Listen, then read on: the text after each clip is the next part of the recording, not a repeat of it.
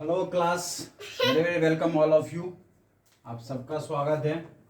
हम लोग आज जो है वो 7.6.3 कवर करने वाले हैं, जिसका नाम है अनुनाद, रिजोनेंस। ठीक है, तो चलिए देखते हैं कि अनुनाद से हम क्या समझते हैं और यह हमारे इस चैप्टर में किस काम आने वाला है। देखिए, ये जो बच्चों टॉपिक है हमारा वो है कब, जब हम लोग पढ़ रहे हैं श्रेणीबद्ध एलसीआर परिपथ। श्रेणीबद्ध एलसीआर परिपथ मतलब एक ऐसा परिपथ जिसमें यह तीनों युक्तियां श्रेणी में जुड़े हुए हैं, है ना। इंडक्टर, जिसको हम लोग प्रेरक कह रहे हैं, संधारित्र और प्रतिरोध, ये तीनों जो हमारी युक्तियां हैं वो श्रेणी में जुड़े हुए हैं किसी परिपथ में। जैसे कि हम लोग इसका संकेत भी इससे पहले देख चुके हैं कि अगर हमारे पास यह है तो ये संधारित्र है, अगर हमारे पास यह है तो ये हमारा प्रेरक है, जिसकी प्रेरक नियतांक क्या हो सकती है, एल हो सकती है। ठीक है, और कोई हमारे पास प्रतिरोध है जिसका प्रतिरोधकता हमारा कितना है, आर है, और इस तीनों को श्रेणी में जोड़ रखा है, एक के बाद एक, एक के बाद एक। ठीक है, और इसके साथ हमने एक प्रत्यावर्ती स्रोत लगा रखा है। ठीक है, इस प्रत्यावर्ती स्रोत का जो विभव होगा उसको हम लोग v बराबर में v note sine omega T, मतलब कह दो जयावक्र के फलन होंगे, ये प्रत्यावर्ती धारा का हमारा जो विभव है, जो विभवांतर है। ठीक है, तो ये हमारी जो है यह परिपथ है किसके लिए, श्रेणीबद्ध एलसीआर परिपथ के लिए। ठीक है, तो श्रेणीबद्ध एलसीआर परिपथ में ही उत्पन्न होने वाला है अनुनाद। वो कब होगा बच्चों, तो वह विशेष, ठीक है, वह विशेष एलसीआर श्रेणीबद्ध परिपथ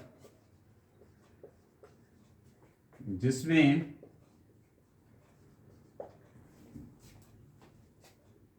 एक विशिष्ट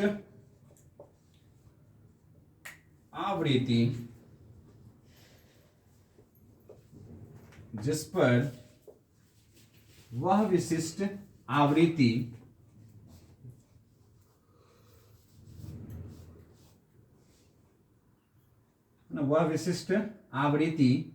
जहां प्रेरणिक प्रतिघात एवं धारितीय प्रतिघात परिमाण में समान हो, परिमाण में समान हो। ठीक है, वह विशेष एलसीआर श्रेणीबद्ध परिपथ है ना, एलसीआर श्रेणीबद्ध परिपथ जिसमें एक विशिष्ट आवृत्ति पर, ठीक है, यहां पर विशिष्ट आवृत्ति पर प्रेरणिक प्रतिघात एवं धारितीय प्रतिघात परिमाण में क्या हो, समान हो या परिमाण में बराबर हो। ठीक है, परिमाण में बराबर हो, तब यह घटना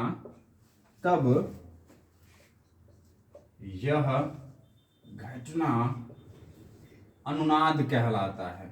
ठीक है, यही स्थिति उत्पन्न हो जाना क्या कहलाता है, अनुनाद कहलाता है। अगर आप ऐसा कर दिए, अगर आप ऐसा करने में सक्षम हो गए तो यह क्या कहलाएगा, रिजोनेंस कहलाएगा, अनुनाद कहलाएगा। मतलब कहे तो बच्चों हम लोग अब तक जानते हैं, हमने पिछले क्लासेस में पढ़ रखा है कि अगर हमारे पास श्रेणीबद्ध एलसीआर परिपथ है, इस तीनों को हमने श्रेणी में जोड़ रखा है, तब हम जानते हैं बच्चों कि जो हमारे पास परिमाणी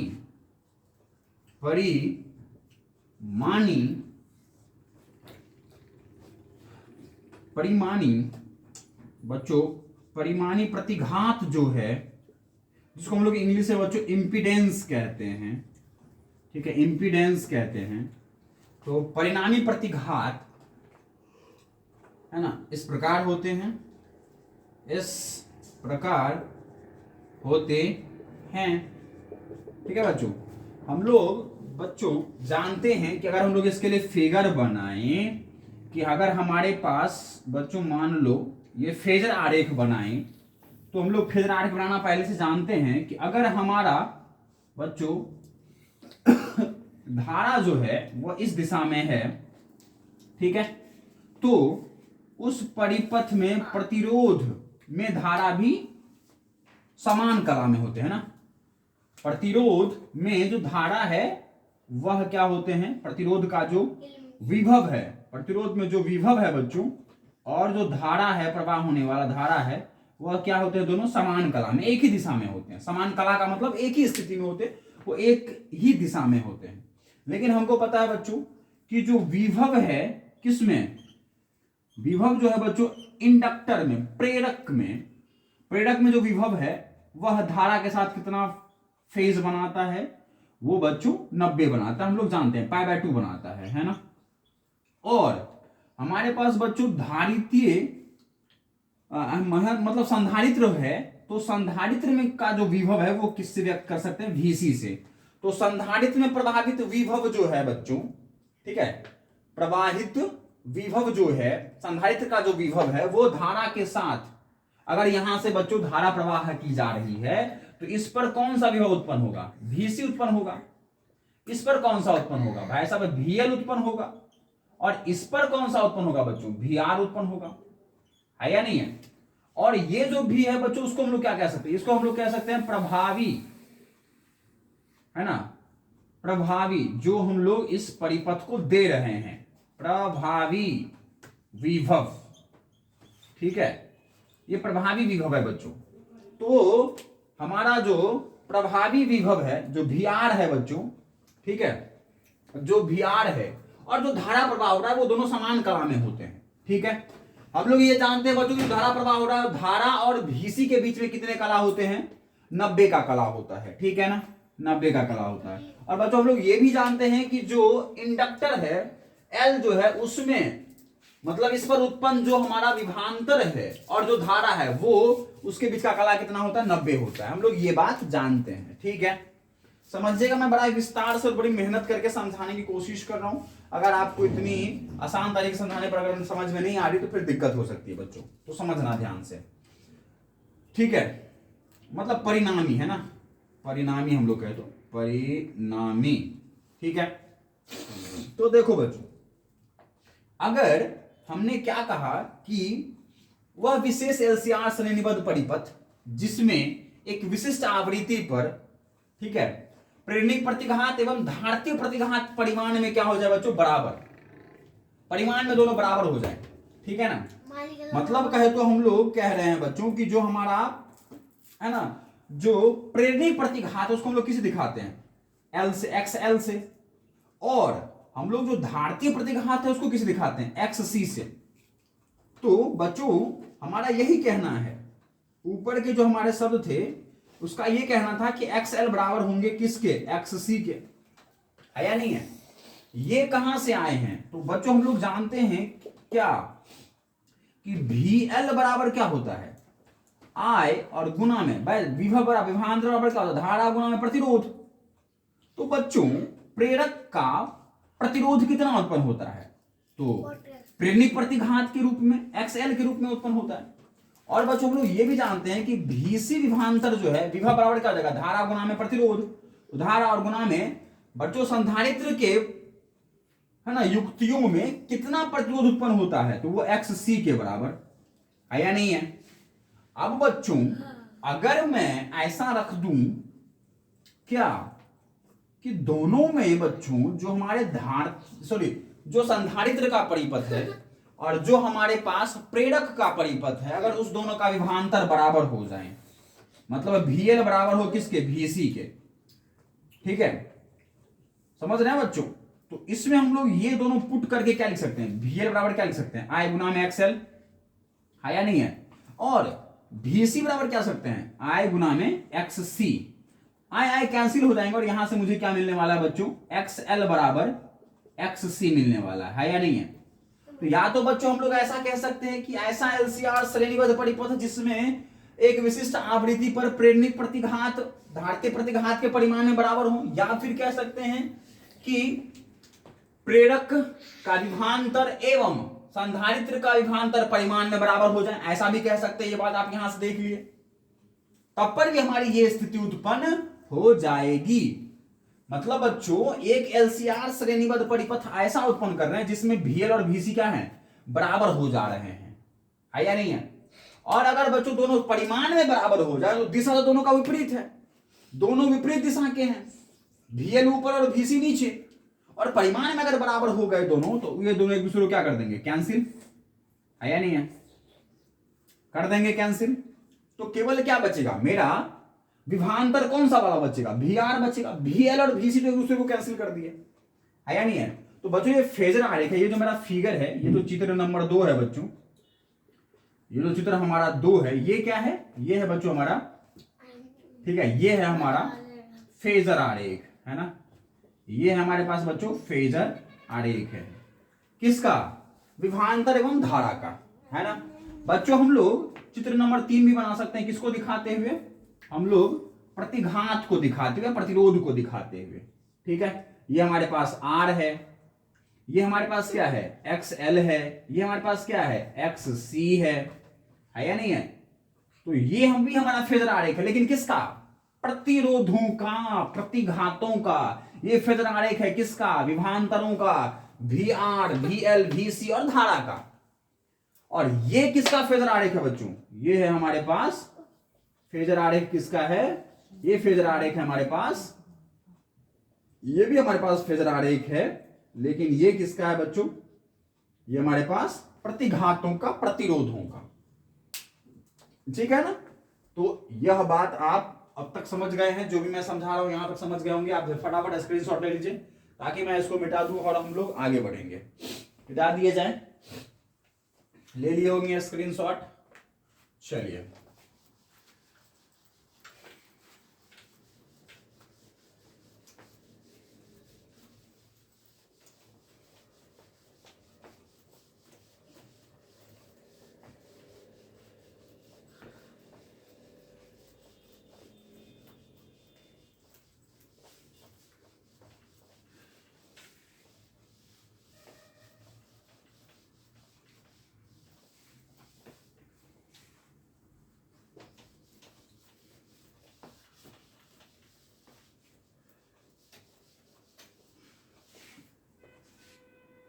अब देखिए बच्चों, हम यहां कह चुके हैं कि या तो VL कह लो, ठीक है ना, अगर VL कह लो VC के बराबर, ठीक है, तो हम यहां से कह सकते हैं, और ये स्थिति में क्या उत्पन्न हो जाएगा बच्चों, अनुनाद।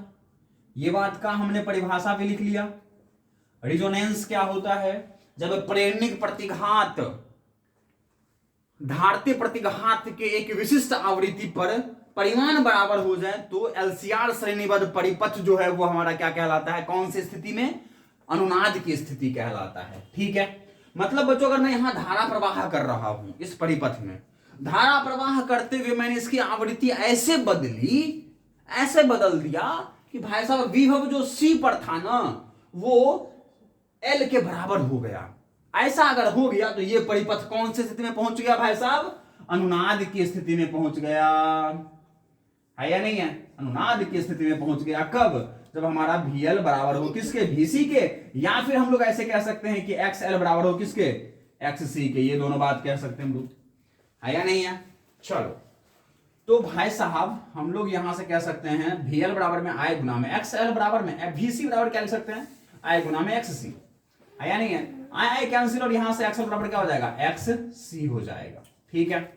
बच्चों हम लोग जानते हैं चूंकि, ठीक है, चूंकि हम लोग जानते हैं बच्चों कि जो हमारे पास XL होता है वो क्या होता है, XL क्या होता है बच्चों, XL होता है हमारे पास बच्चों क्या, ओमेगा, ठीक है, ओमेगा और गुना में एल। ठीक है, तो हम लोग इसको फर्स्ट समीकरण कहते हैं और इसको सेकेंड कह देते हैं। और हम लोग बच्चों ये भी जानते हैं कि एक्स सी बराबर होता है, इसको हम लोग एक्स एल लिख रहे हैं बच्चों। ठीक है, एक्स सी बराबर होता है 1/ओमेगा सी। ठीक है बच्चों, अब इस दोनों को जो है ना आप सेकेंड थर्ड को जाके फर्स्ट में रखिए। ठीक है, सेकेंड एवं थर्ड समीकरण को ठीक है फर्स्ट में रखने पर, फर्स्ट में रखने पर अगर हम लोग बच्चों यहां रख दें तो क्या मिलेगा, मुझे क्या दिख रहा है, अगर मैं ऐसा कर देता हूं तो मुझे क्या मिलेगा, वो मिलेगा बच्चों, है ना, क्या कि एक्स एल बराबर होता है ओमेगा गुना में एल, और बराबर में एक्स सी बराबर क्या हो जाएगा 1/ओमेगा सी। है या नहीं है? यस बच्चों, अगर हम लोग इस ओमेगा को इधर ले आए और एल को इधर चले जाए तो क्या बन जाएगा, बन जाएगा हमारे पास ओमेगा स्क्वायर बराबर 1/LC। है या नहीं है? बच्चों हम लोग जानते हैं कि ये स्थिति तब उत्पन्न हुआ है, एक्स एल और एक्स सी तब उत्पन्न हुआ है जब अनुनाद की स्थिति उत्पन्न हुई है। और अनुनाद की स्थिति क्या होगा, एक विशिष्ट आवृत्ति पर। भाई साहब, अनुनाद एक विशिष्ट आवृत्ति पर उत्पन्न होता है, विशिष्ट आवृत्ति पर उत्पन्न होता है,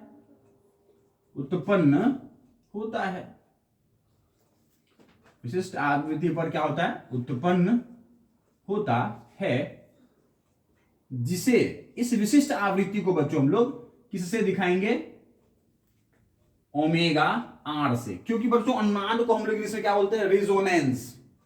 तो अनुनाद की स्थिति जिस आवृत्ति पर उत्पन्न हुई है, आवृत्ति को हम लोग, कोणीय आवृत्ति को बच्चों हम लोग ओमेगा से दिखाते हैं। और यह आवृत्ति कौन सी वाली है, अनुनाद की स्थिति उत्पन्न करने वाला, इसीलिए हम लोग इसको ओमेगा आर से दिखाएंगे। ठीक है, जिसे ओमेगा आर से व्यक्त करते हैं। समझ रहे हैं आप सारी बात मेरी, व्यक्त करते हैं, व्यक्त कर दीजिए इस बात से, है या नहीं है?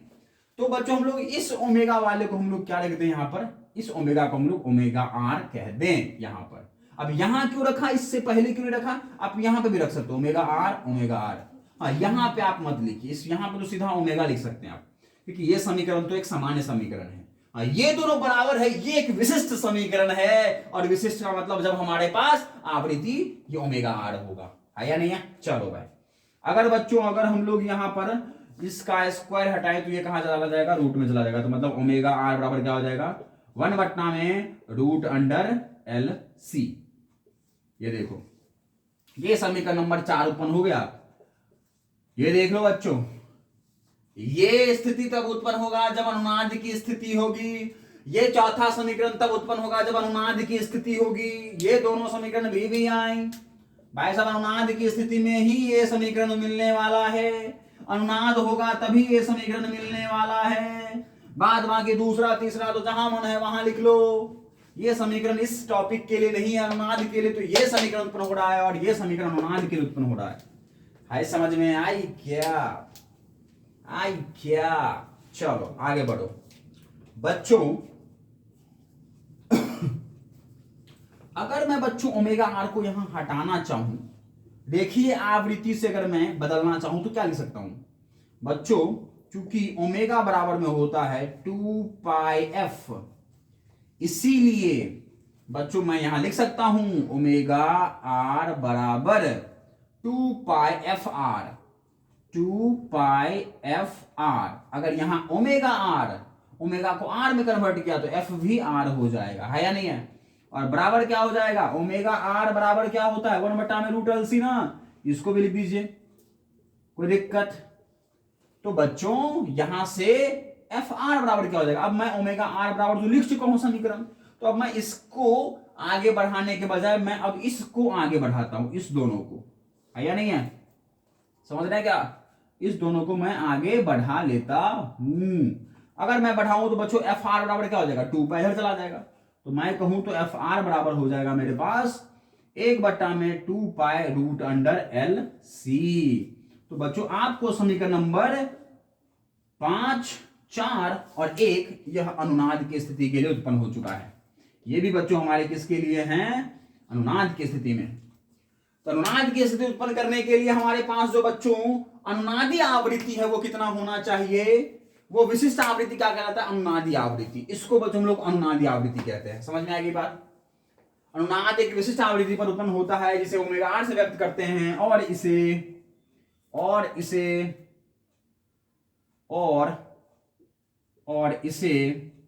अनुनादी आवृत्ति कहते हैं, और इसे अनुनादी आवृत्ति कहते हैं। अनुनादी आवृत्ति कहते हैं, समझ गए? इसको बच्चों हम लोग अनुनादी आवृत्ति कहते हैं। ठीक है, ये बात आप यहां पे लिख लीजिएगा, कोई दिक्कत नहीं होना चाहिए। स्क्रीनशॉट लीजिए, मैं मिटा दूंगा। स्क्रीनशॉट ले लिए, मिटा दिए जाएं। चलिए मिटाते हैं।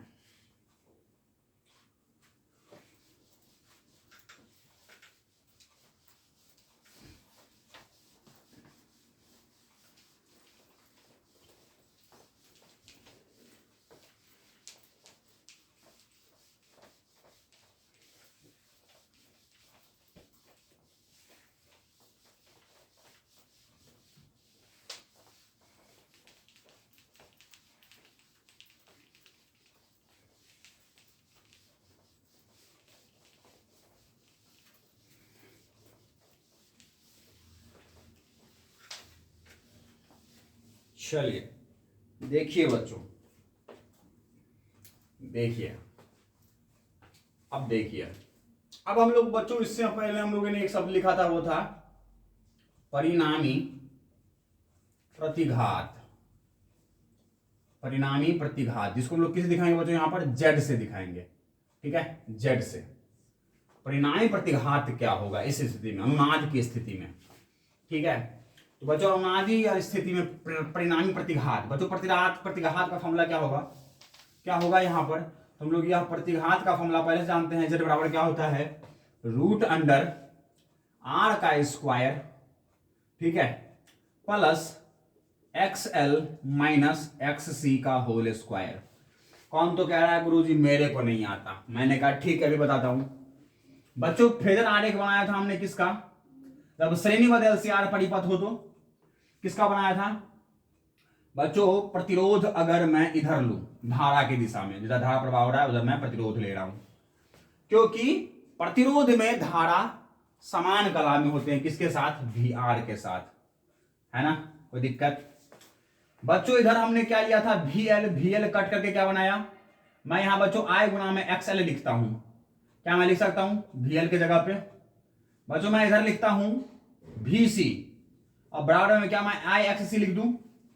अब मैं बच्चों तुम ही बताओ कि क्या मैं I को काट दूं इससे तो क्या XL XC लिख सकता हूं? बोलो पक्का? तीनों में बच्चों, तीनों में जो है हमारा वो क्या है? I कॉमन है। तीनों का I काट दो उठा के, तो क्या हमारे पास ऐसा आरेख नहीं बनेगा?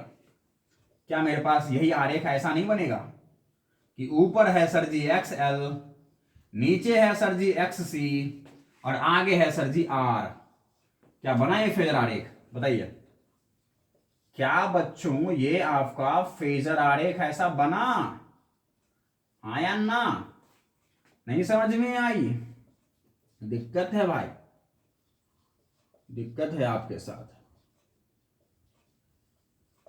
ठीक है, या देखो है या नहीं है? हमको पता है कि प्रेरक का जो विभव है वह धारा के साथ 90 कोण का कला बनाता है। जो हमारे पास संधारित्र में जो प्रवाहित या संधारित्र के सिरों पर उत्पन्न जो मेरे पास विभवांतर हैं वह बच्चों हमारे धारा के साथ 90 डिग्री का कलाकोण बनाता है। हाँ, ये जो है बच्चों यह लीड करता है, मतलब यह आगे जाता है, यह आगे रहता है 90 कोण से और यह पीछे रहता है। ठीक है, चलिए। तो बच्चों अगर आपको ऐसा पता है, अगर ऐसा पता है, ठीक है, तो बच्चों इसमें से मैं किसी को एक बड़ा मान लेता हूं। मैं ये मान लेता हूं, मैं ऐसा मान लेता हूं चूंकि XL ग्रेटर देन XC मान लेता हूं। मान लू ऐसा, ये मैं पहले समझा चुका हूं आपको। अगर मैं ऐसा मान लूं बच्चों तो XL भी जो है वह प्रतिघात है, XC भी प्रतिघात है, तो दोनों के जो मात्रक होंगे ना वो समान होंगे, और दो समान मात्रक वाले राशि आपस में घटाए जा सकते हैं, है या नहीं है। तो बच्चों जब XL ग्रेटर हो XC से तब जो है यह दोनों मिलकर के एक परिणामी XL में से XC घट जाएगा और इसका परिणामी वाला वैल्यू इधर बचेगा, और इसका वैल्यू कितना होगा XL माइनस XC। बोलो, अरे मैंने कहा 5 रुपये जो है मैंने सुरेश को दिए, ठीक है, और सुरेश जो है 5 रुपये में से 2 रुपये बांट दिया, तो बोलो अब कितना बच रहा है। तो क्या करोगे, सुरेश के पास जो 5 है 2 घटा दोगे।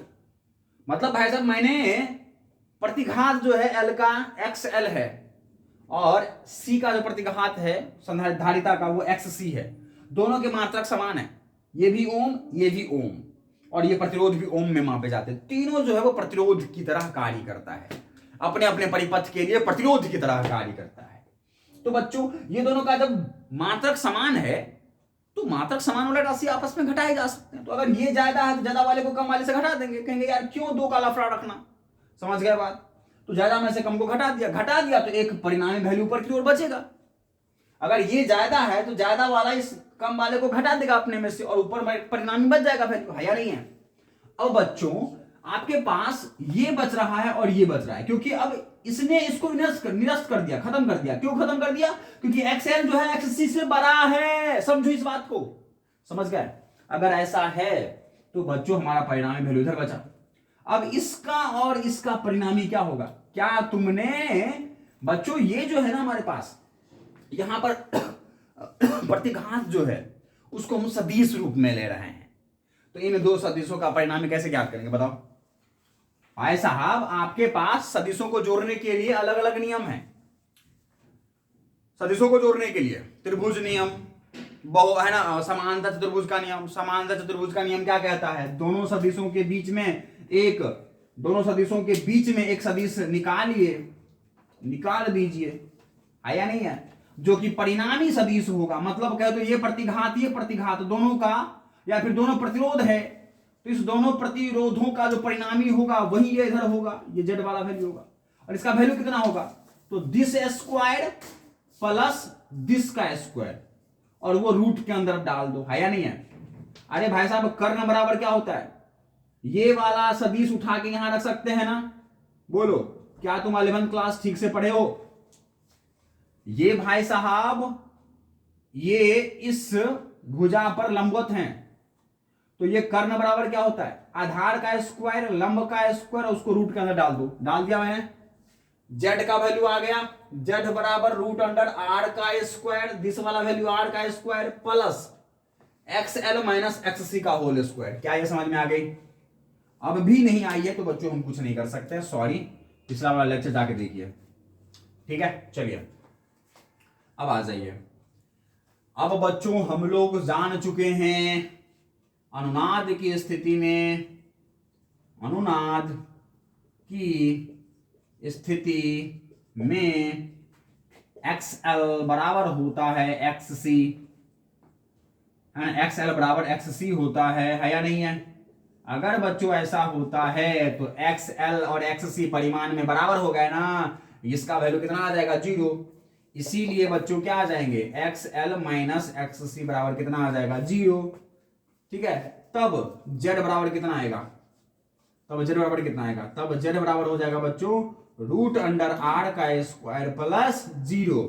मतलब कहे तो ये रूट के से बाहर आ जाएगा और वो हो जाएगा वैल्यू कितना R, है या नहीं है। और ये Z के बराबर, बोलो बच्चों बोलो, है या नहीं है, पक्का। अब बताओ बच्चों अगर XL का कुछ वैल्यू होता और XC का कुछ वैल्यू होता तो बच्चों ये दोनों घट करके कुछ वैल्यू देते और वैल्यू का हम लोग स्क्वायर करते, स्क्वायर करके हम लोग क्या कर रहे होते, जोड़ रहे होते आर स्क्वायर के साथ, है या नहीं है। तो अगर इस दोनों का कोई वैल्यू होता तो वो स्क्वायर होकर कहीं ना कहीं आर के साथ जुड़ता, है या नहीं है, और जुड़ता तो उसका वैल्यू इस जेड का वैल्यू बढ़ जाता। लेकिन क्योंकि ये वैल्यू पूरा तरह से बर्बाद ही हो गया, एक दूसरे को खत्म कर दिया, तो ये तो कुछ जुड़ ही नहीं पाया ना। और अगर नहीं जुड़ पाया तो फिर जेड का वैल्यू केवल इस पे निर्भर कर रहा है है या नहीं है? तो मतलब अगर बच्चों ये नहीं रहेगा तो इसका वैल्यू क्या होगा, केवल आर पे आएगा। अगर ये रहेगा तो ये जोड़ेगा इसमें, तो जुड़ेगा तो बढ़ेगा। अगर ये है ही नहीं तो ये भाई साहब नीचे ही रह गया, है या नहीं है? और नीचे रह गया तो मतलब क्या, तो ये वैल्यू मिनिमम पे रह गया, ये वाला वैल्यू मिनिमम पे। ये लोग आते तो जुड़ते, कुछ ना कुछ जुड़ते और कुछ ना कुछ आगे जाते, है या नहीं है? लेकिन जब तक ये लोग नहीं है तब तक इसमें से कुछ जुड़ेंगे नहीं, और जुड़ेंगे नहीं तो ये वैल्यू बढ़ेगा नहीं, और नहीं बढ़ रहा है तो इसका मतलब ये वैल्यू सीधा आर के बराबर, और आर वाला वैल्यू कौन सा हो जाएगा बच्चों, मिनिमम। समझ गए? मतलब बच्चों, मतलब कहे तो बच्चों, अगर श्रेणीबद्ध एलसीआर परिपथ है तो श्रेणीबद्ध एलसीआर परिपथ होने पर अनुनाद की स्थिति अगर उत्पन्न कर दी जाए तब बच्चों उस परिपथ में जो परिणामी प्रतिघात है वो क्या होंगे, न्यूनतम होंगे, और वो कितने के बराबर होंगे, आर के बराबर। तो बच्चों ये भी आपके लिए समीकरण हमारे कितने बन चुके थे, 5 बन चुके थे, तो छठे बना लो और इसको भी वीवीआई कर दो, वीवीआई। देख लो अनुनाद की स्थिति के लिए कितने समीकरण उत्पन्न हो रहे हैं भाई साहब, इन सबको याद रखना है आपको। क्या इतनी बात समझ में आई आपको? आई तो हम आगे बढ़ेंगे, आई तो हम आगे बढ़ेंगे। बोलो बच्चों, जेड मिनिमम बराबर कितना आ गया, आर आ गया। क्या ये बात समझ में आ गई? जेड मिनिमम क्यों है, ये बात मैंने समझा दिया आपको सफलतापूर्वक। पीछे जाके देखिए, पीछे जाके देखिए कि ऐसा क्यों होता है। अभी मैंने कुछ बताया, अपने वीडियो को थोड़ा सा पीछे ले जाइए, कोई दिक्कत यहां तक आगे बढ़ाया जाए। चलिए अब देखिए बच्चों, अगर ऐसा है तो क्या हम जानते हैं, क्या हम जानते हैं बच्चों, हमें ज्ञात है, हमें ज्ञात है, क्या ज्ञात है, चूंकि आई बराबर क्या होता है, भी बट्टा आर होता है। बोलो बोलो बच्चों बोलो, होता है क्या? इसलिए अगर मैं आई की जगह आई नोट कर दूं तो भी क्या हो जाएगा, भी नोट, और बटा में आर हो जाएगा। ठीक है, और क्या कर दूं, और बच्चों यहां पर केवल इस श्रेणीबद्ध एलसीआर परिपथ में केवल जो है वह आर तो है ही नहीं, प्रतिरोध के रूप में बहुत सारे लोग हैं, एक्स एल भी है, एक्स सी भी है और आर भी है। तो इन दोनों का परिणामी आएगा, परिणामी आएगा तो यहां आर नहीं आकर के क्या आ जाएगा, जेड आ जाएगा, क्योंकि जेड व्यक्त करता है परिणामी को। ठीक है, परिणामी को। समझ गए यह बात? समझ गए? समझ गए क्या? तो यहां पर बस हम लोग आर के बजाय क्या लिखना पसंद करेंगे, जेड। क्या लिखना पसंद करेंगे, जेड। ठीक है, क्यों समझ में आया? क्यों? क्योंकि बच्चों एलसीआर परिपथ है, मतलब प्रतिरोध के रूप में केवल प्रतिरोध आर ही नहीं उत्पन्न है इस परिपथ में। मैंने फिगर कुछ देर बनाया था ना पहले, उसमें बल्कि उसमें प्रतिरोध के रूप में एक्सएल भी है ना, धारा को प्रतिरोध कर रहा है, धारा को एक्स सी भी प्रतिरोध कर रहा है और आर भी प्रतिरोध कर रहा है। मतलब प्रतिरोध केवल आर के रूप में नहीं प्रयोग हो रहा है, बल्कि एक्सएल और एक्स सी भी प्रयोग हो रहा है। इसीलिए इन तीनों को मिल करके क्या होगा, परिणामी जेड। तो बच्चों हम लोग श्रेणीबद्ध एलसीआर परिपथ के लिए हम लोग आई बराबर क्या लिखेंगे, भी बटा में जेड। ठीक है, अब बच्चों अगर मैंने आई को आई नोट कर दिया तो भी क्या हो जाएगा, भी नोट बटा जेड, है या नहीं? अब सर जी आई नोट और भी नोट क्या है? बच्चों यहां जो हमारा आई नोट और भी नोट है, यहां आई नोट और जो बच्चों भी नोट है आपका, ठीक है, भी नोट यह प्रत्यावर्ती धारा एवं प्रत्यावर्ती धारा एवं विभव का, ठीक है, अधिकतम मान है। कौन सा मान है बच्चों, अधिकतम मान है। क्या ये बात समझ में आ गई? पक्का? चलो चलो, अब बच्चों आते हम लोग किस स्थिति में, अनुनाद की स्थिति में। अनुनाद की स्थिति है या नहीं है? और बच्चों हम लोग जानते हैं कि अनुनाद की स्थिति में जेड का वैल्यू सीधा किसके बराबर, आर के बराबर होता है या नहीं है? हाँ, तो हम लोग यहां से क्या लिख सकते हैं, आई नोट बराबर भी नोट बटा आर। क्या लिख सकते हैं बच्चों, भी नोट और बटा में आर, है या नहीं है? अब जो बच्चों ये आर है ना, वो जेड मिनिमम को व्यक्त करता है या नहीं है?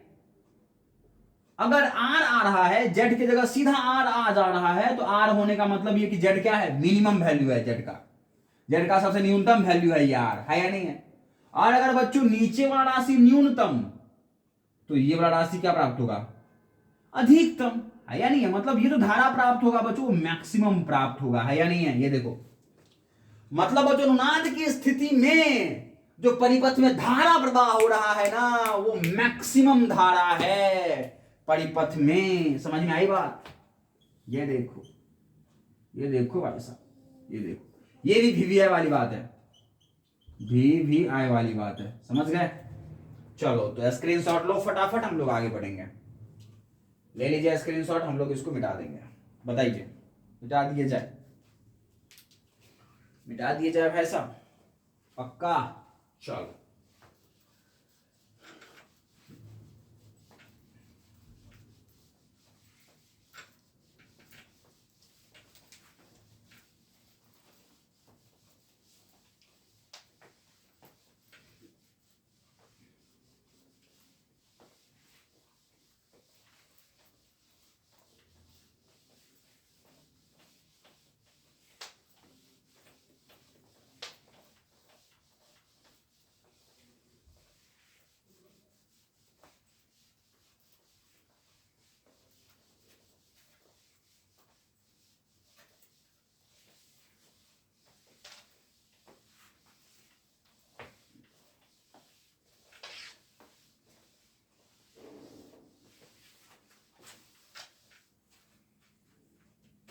चलिए बच्चों,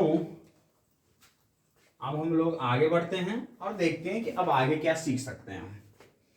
ठीक है, अब तक हमने देख लिया बहुत सारे पॉइंट्स, बहुत सारी ऐसी महत्वपूर्ण बातें जो हमें इस अनुनाद की स्थिति में उत्पन्न हो रहा था। अब अनुनाद क्या है अच्छी तरह से समझ में आ गई ना, पक्का, झूठ हो तो बोलू, यस।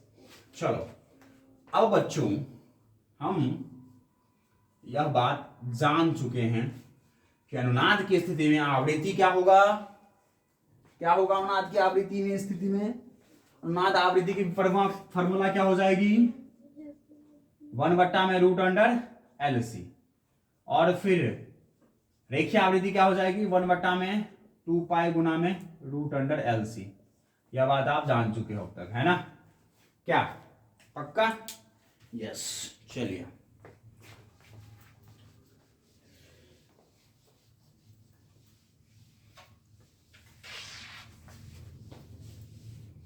यह भी जान चुके हैं कि अनुनाद की स्थिति में जो हमारे पास VL विभवांतर है और जो VC विभवांतर है, इस बात को मैं लिख देता हूं, ठीक है।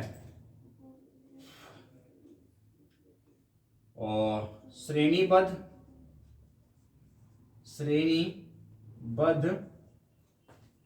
LCR परिपथ में, है ना, LCR परिपथ के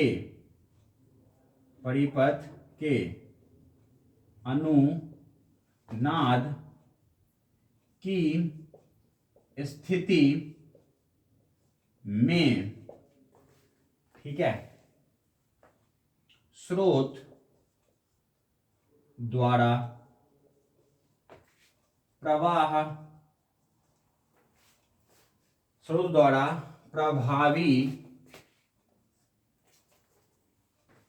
विभवांतर,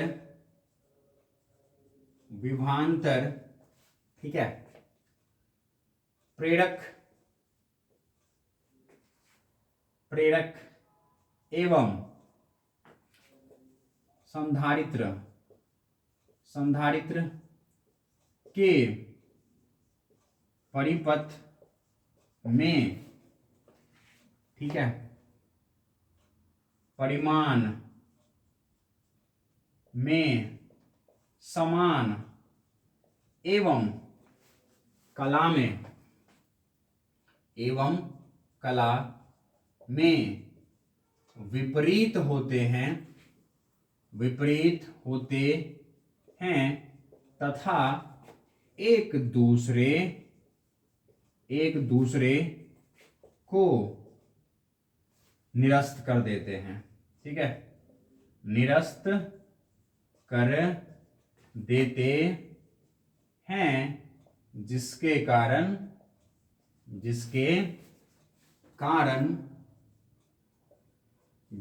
कारण ठीक है, प्रवाह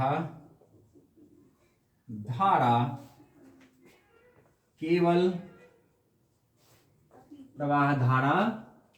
ठीक है, केवल प्रतिरोध पर प्रभावी होता है, प्रतिरोध पर प्रभावी होता है। ठीक है, एक्सएल और एक्ससी में तो निरस्त हो जाते हैं, दूसरे को निरस्त कर देते हैं, जिसके कारण जो प्रवाह धारा है केवल प्रतिरोध पर प्रभावी हो पाता है। ठीक है, प्रतिरोध के परिपथ से ही प्रवाह होता है अपने मैक्सिमम मान के साथ। समझ गए? यस, यह कहानी आप समझ गए। चलिए अब आगे आते हैं और समझते हैं कुछ और भी अच्छी बातें। क्या? तो बच्चों हम लोग देखने वाले हैं कुछ ग्राफ। ठीक है, अब कुछ ग्राफ में क्या है वो देखिए। हम लोग सबसे पहले ग्राफ बनाते हैं बच्चों किसके लिए? तो हम ग्राफ बनाएंगे सबसे पहले बच्चों क्या, किसके बीच बना दें? सबसे पहले बच्चों हम लोग बना देते हैं धारा।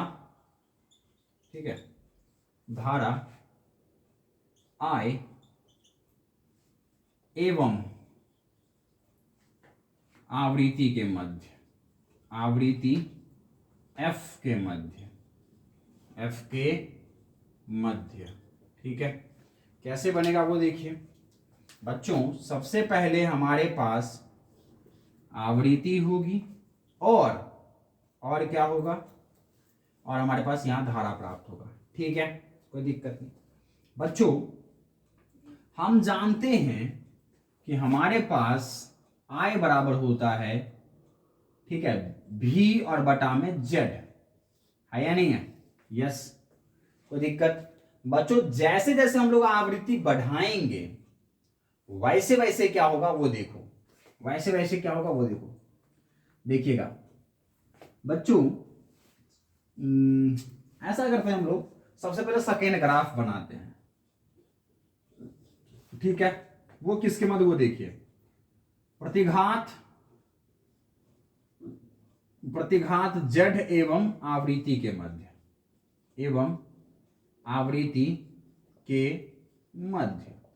ठीक है, देखिए बच्चों हम जानते हैं क्या, वो देखना कि ये हमारे पास फ्रीक्वेंसी है, ये हमारे पास Z है। ठीक है, कोई दिक्कत?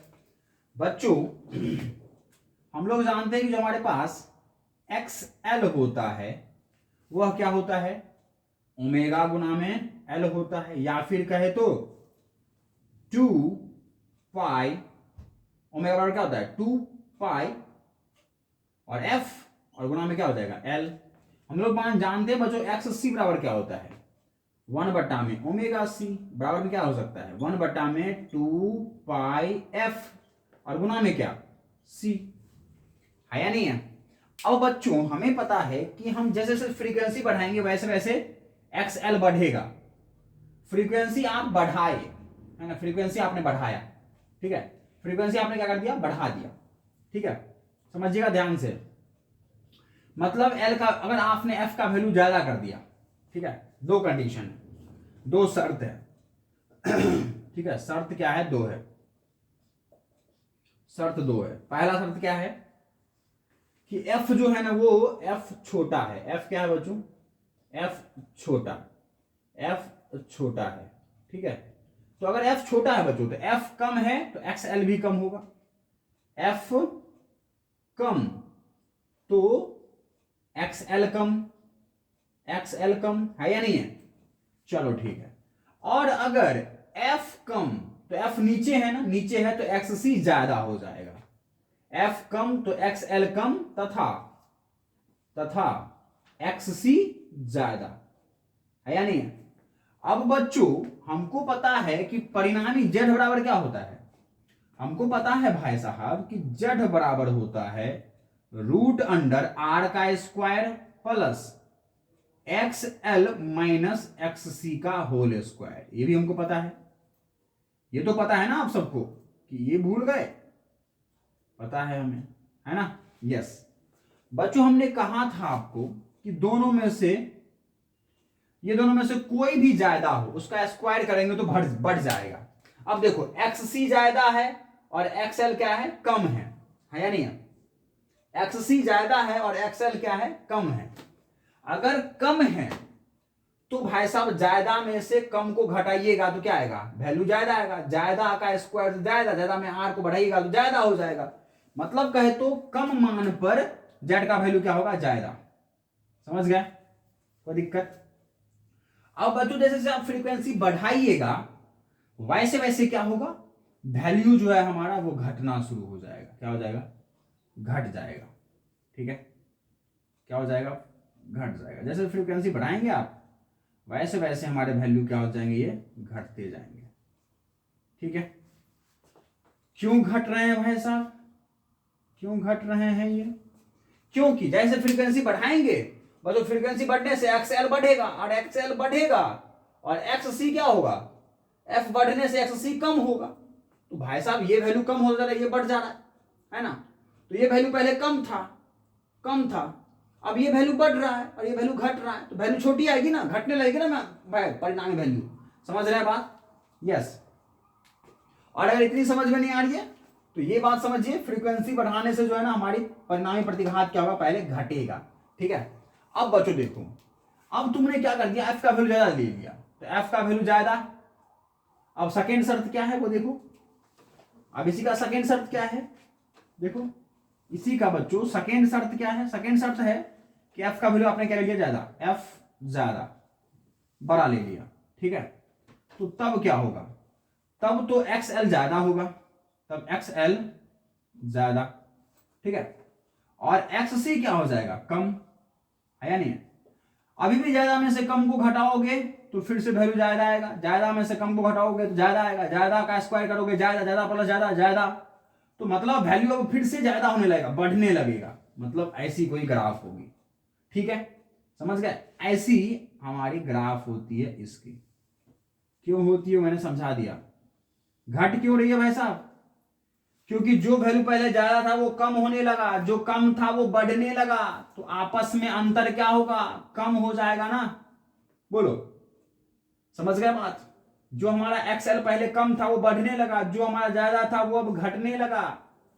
तो आपस में मान लो, अरे 7 में से तुमने 3 घटाए तो कितना आंसर आया, 4। अब 7 घट गया तो मान लो 7 घट के कितना आ गया, 6। ठीक है, लेकिन 3 बढ़ के कितना हो गया, 4। अब 6 में से 4 घटाओ कितना आएगा, 2। देखो, अगर कोई राशि घटने लगे और दूसरा बढ़ने लगे तो अंतर क्या हो जाता है, कम हो जाता है। कम होने का मतलब पहले के मान से घटा है, घट गया ना वैल्यू। अब लगता है इस एग्जांपल से तुम मेरी बात समझ गए हो, समझ गए बात। चलो चलो चलो चलो, अब देखो इस एग्जांपल से बात समझ गए।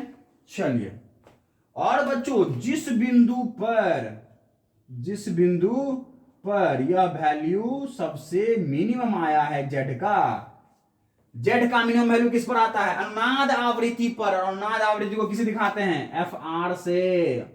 FR पर जो हमारा जेड है ना बच्चों, वो जेड क्या आता है, मिनिमम। ये देख लो, ये वैल्यू ज्यादा है, ग्राफ यहां से मुड़ा है, इसका मतलब इस पूरे ग्राफ का वैल्यू कहां सबसे कम है, इस बिंदु पर है या नहीं है, इस बिंदु पर सबसे कम है। और वो इस ग्राफ, ये ग्राफ किसको दिखा रहा है, जेड को, और ये ग्राफ का वैल्यू सबसे कम यहां है। तो मतलब क्या, इस बिंदु पर जेड क्या है, मिनिमम। और जेड मिनिमम किस बिंदु, किस आवृत्ति पर होता है, उस आवृत्ति को हम लोग बोलते हैं अनुनादी आवृत्ति, और मतलब कहते तो FR कहते हैं। बोलो हाँ या ना।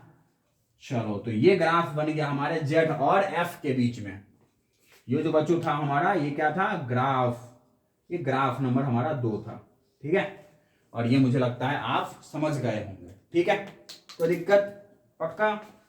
चलो अब यहां आ जाओ, यहां आते हैं। देखो, अब हम लोग को यहां ग्राफ बनाना है आई और जेड के बीच, एफ के बीच में। ठीक है, हम लोग यहां पर आई को रहने दो, स्मॉल आई रहने दो। बच्चों हम लोग जानते हैं क्या कि I जो है वो Z के व्युत्क्रमानुपाती होता है। ठीक है, चूंकि ये तो हम लोग यहां से बच्चों इसीलिए हम लोग कह सकते हैं कि I जो है वो व्युत्क्रमानुपाती होता है किसके, Z के, है या नहीं है? पक्का बोलो। ये भी क्या है, ये भी है हमारे स्रोत के द्वारा प्रवाह विभव, है ना, स्रोत द्वारा प्रवाह विभव। तो भाई साहब विभव, स्रोत का तो विभव वैल्यू बदलने वाला है नहीं, मतलब वो चेंज तो हो रहा है लेकिन फिर से वो अपना वो मान प्राप्त कर ले रहा है, मतलब और कोई बदलाव उसको करने वाला कोई है नहीं, है ना। तो ये भी वाला वैल्यू बदलने वाला नहीं है, मतलब क्या, तो ये एक स्रोत है। अब स्रोत जो है वो फिक्स कर रखा है मैंने, एक ही स्रोत लगा रखा है, तो उसके परिवर्तन, प्रत्यावर्ती स्रोत है तो उसका परिवर्तन तो होगा, लेकिन उसके मान ऐसा नहीं है कि अब बदल जाएंगे। मैक्सिमम अगर हमारा पहले 5 वोल्ट दे रहा था तो अब हमारा मैक्सिमम 8 वोल्ट देने लगा कुछ देर बाद, ऐसा नहीं होगा, है या नहीं है?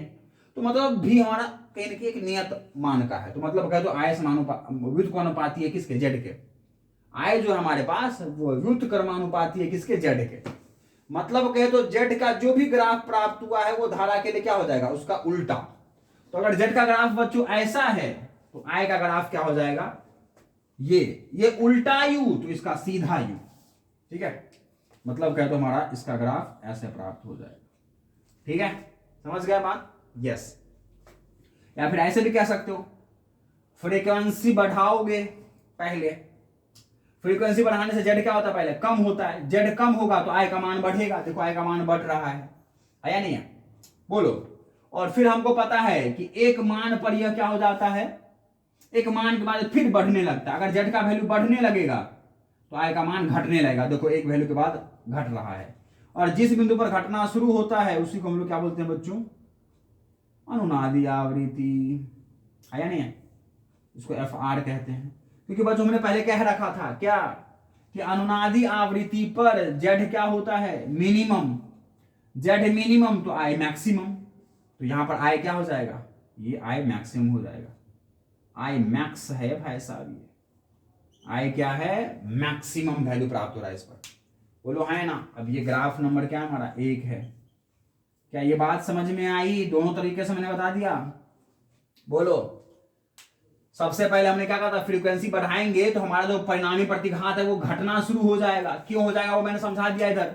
अब अगर जेड घटने लगेगा तो आय का मान बढ़ने लगेगा। देखो आय का मान बढ़ रहा है, और एक आवृत्ति के बाद फिर से जो हमारा जेड है वो क्या होने लगता है, बढ़ने लगता है। तो जेड बढ़ेगा तो आय घटेगा, मतलब इस आवृत्ति के बाद फिर से हमारा धारा क्या हो रहा है, घट रहा है।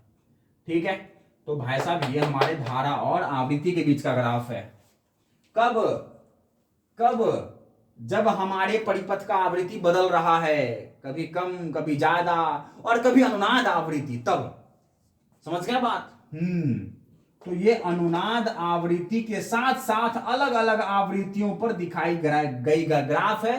कब, जब श्रेणीबद्ध एलसीआर परिपथ होगा। ये ग्राफ किसका भाई साहब, श्रेणीबद्ध एलसीआर परिपथ के लिए। समझ गए बात? चलिए स्क्रीनशॉट लीजिए, मैं इसको मिटा दूंगा। मिटा दिए जाए, पक्का मिटा दिया जाए? बोलो यस सर। चलो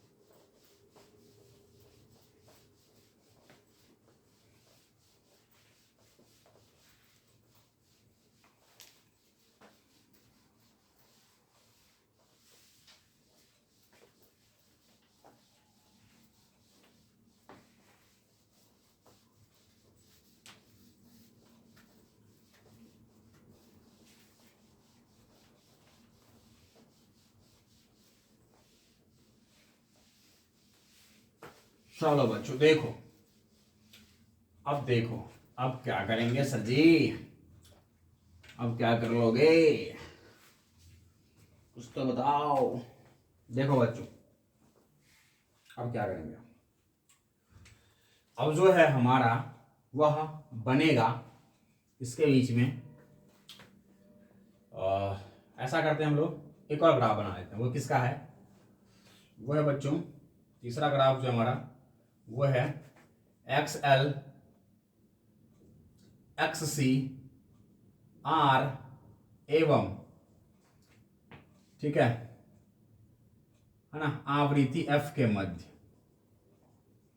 इनके मध्य बच्चों हम लोग ग्राफ बना लेते हैं। ठीक है, वो देखो कैसे, ये देखिए बच्चों, ये देखो, ये जो हमारे पास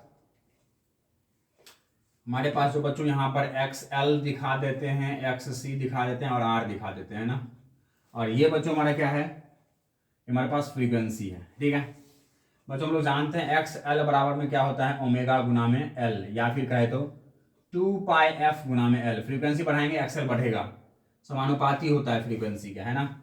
ये किसके लिए? एक्सएल के लिए ग्राफ है। समझ गए बात, क्यों ऐसा होता है? समझ गए, है ना। यस, फ्रीक्वेंसी बढ़ाएंगे एक्सएल बढ़ेगा।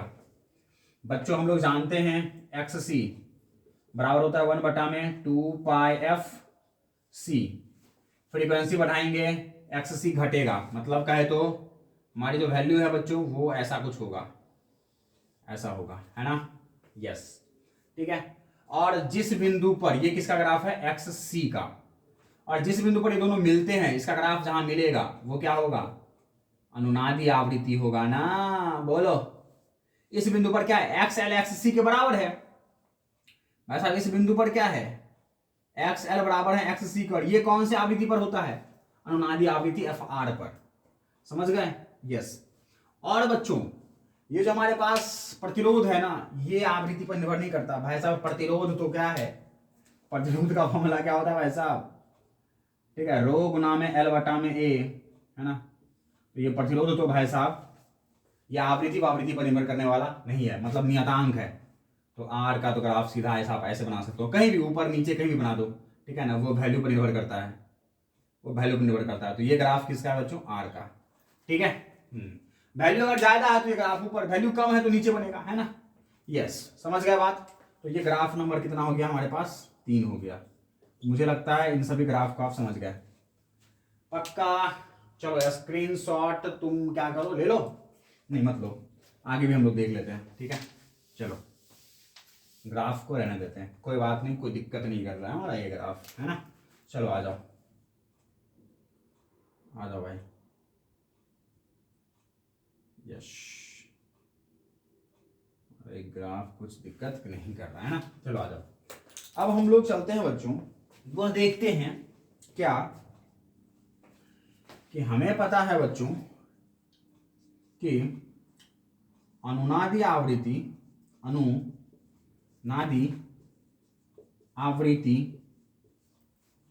ठीक है, अनुनादी आवृत्ति हमारा क्या था? ओमेगा आर, या फिर कहे तो एफ आर, है ना। ये क्या था हमारे पास बच्चों? ये था हमारे पास ओमेगा आर बराबर 1/√L/C, या फिर कह सकते हैं हमारे पास एफ आर बराबर में था 1/2 पाई√L/C, है ना। यस, यही थी बच्चों। हम लोग यहां जानते हैं क्या क्या जानते हैं कि जो बच्चों जो हमारा अनुनादी आवृत्ति है वो किस पर निर्भर करेगा? आप ही बताओ। ये ओमेगा आर किस पर निर्भर करेगा? ओमेगा आर निर्भर करेगा एल पर और सी पर, है या नहीं है। यहां पर जो हमारा बच्चों एफ आर है वो किस पर निर्भर करेगा? 2 पाई नियतांक है, मतलब कहे तो एल पर और सी पर, है या नहीं है। तो मतलब अगर आपके किसी अनुनादी आवृत्ति में बदलाव करना है तो या तो आप एल को बदल लो या सी को बदल लो, है या नहीं है। अगर आपको अनुनादी आवृत्ति में बदलाव करना है तो या तो एल को बदल लो या फिर सी को बदल लो। तो यहां तक मुझे नहीं लगता है बच्चों कि आपको कोई प्रॉब्लम है यह बात समझने में, पक्का बोलिए। एकदम यहां तक समझने में आपको कोई दिक्कत नहीं है। चलिए देखिए, अब देखिए बच्चों,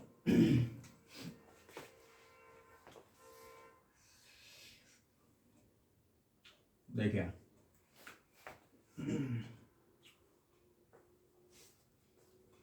अब है बच्चों क्या, अब हम उत्पन्न करने वाले हैं क्या कि अनुनाद की स्थिति, नाद की स्थिति केवल श्रेणीबद्ध LCR परिपथ में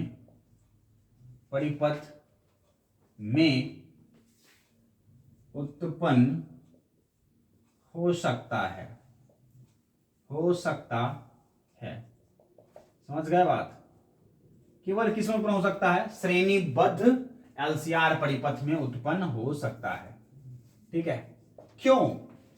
क्योंकि बच्चों, क्योंकि अगर हमने मान लो LC परिपथ लेके आया, या फिर मान लो हमने, ठीक है, CR परिपथ लेके आया, ठीक है, या फिर मान लो हमने LR परिपथ लेके आया, ठीक है, कोई भी ये परिपथ हमने बना लिया, ठीक है, या तो LC या फिर CR या फिर LR, तो बच्चों क्या होगा, इसके विभव जो है वो आपस में निरस्त नहीं हो पाएंगे। ठीक है, इन सभी संभव, ठीक है, संभव है ना, इन सभी संभव परिपथ में, ठीक है, परिपथ में, ठीक है, विभव एक दूसरे के युक्तियों,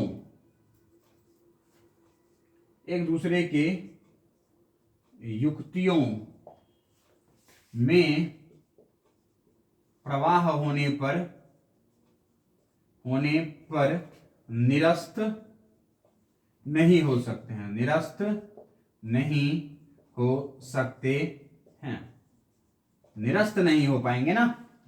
इन सभी संभव परिपथ में विभव एक दूसरे के युक्तियों में प्रवाह होने पर निरस्त नहीं हो सकते हैं। LC होगा, निरस्त नहीं कर पाएगा, ठीक है, क्या होगा, निरस्त नहीं हो पाएगा।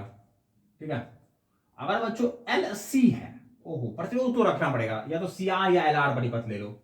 LC तो मैं कहता हूं कि हटा दो, ठीक है, ये दो परिपथ ले लो तुम, या तो CR का कॉम्बिनेशन या फिर LR का कॉम्बिनेशन। ठीक है, यस, ठीक है, ओके, प्रतिरोध तो आपको रखना पड़ेगा, है ना, तो निरस्त नहीं हो सकते हैं, इसलिए, ठीक है, इसलिए,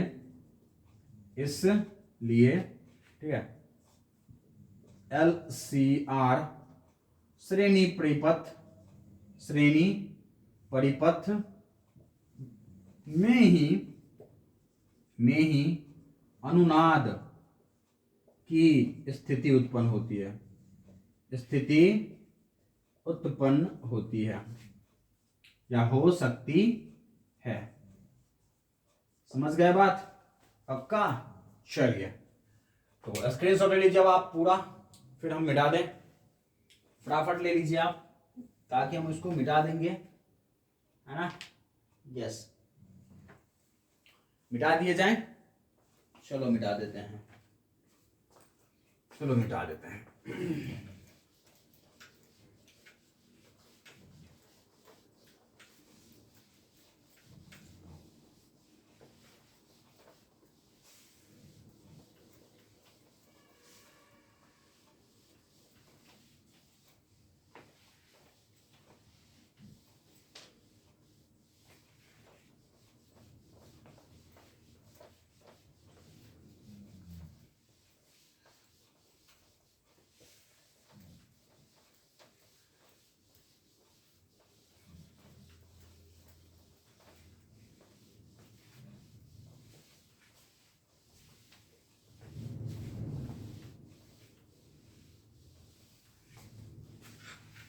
चलिए, देखिए बच्चों,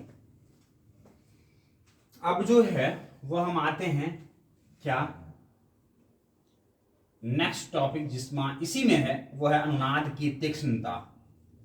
अनुनाद की तीक्ष्णता, ठीक है, ये क्या होता है बच्चों? तीक्ष्णता को हम लोग बोलते हैं इंग्लिश में शार्पनेस, शार्पनेस, ठीक है, शार्पनेस ऑफ रिजोनेंस, ठीक है, sharpness of resonance, okay, yes. अनुनाद की स्थिति में तीक्ष्णता पता करना है। अब ये तीक्ष्णता क्या होती है, शार्पनेस क्या होता है, ये अब जानेंगे, शार्पनेस क्या होता है, ठीक है, यस।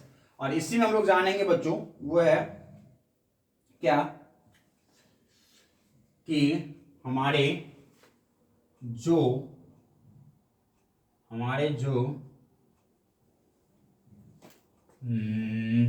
ग्राफ हैं किस पर, किसके ग्राफ हैं, धारा के और आवृत्ति के मध्य, उसके विभिन्न विभिन्न ग्राफ भी महत्वपूर्ण हो जाएंगे, ठीक है।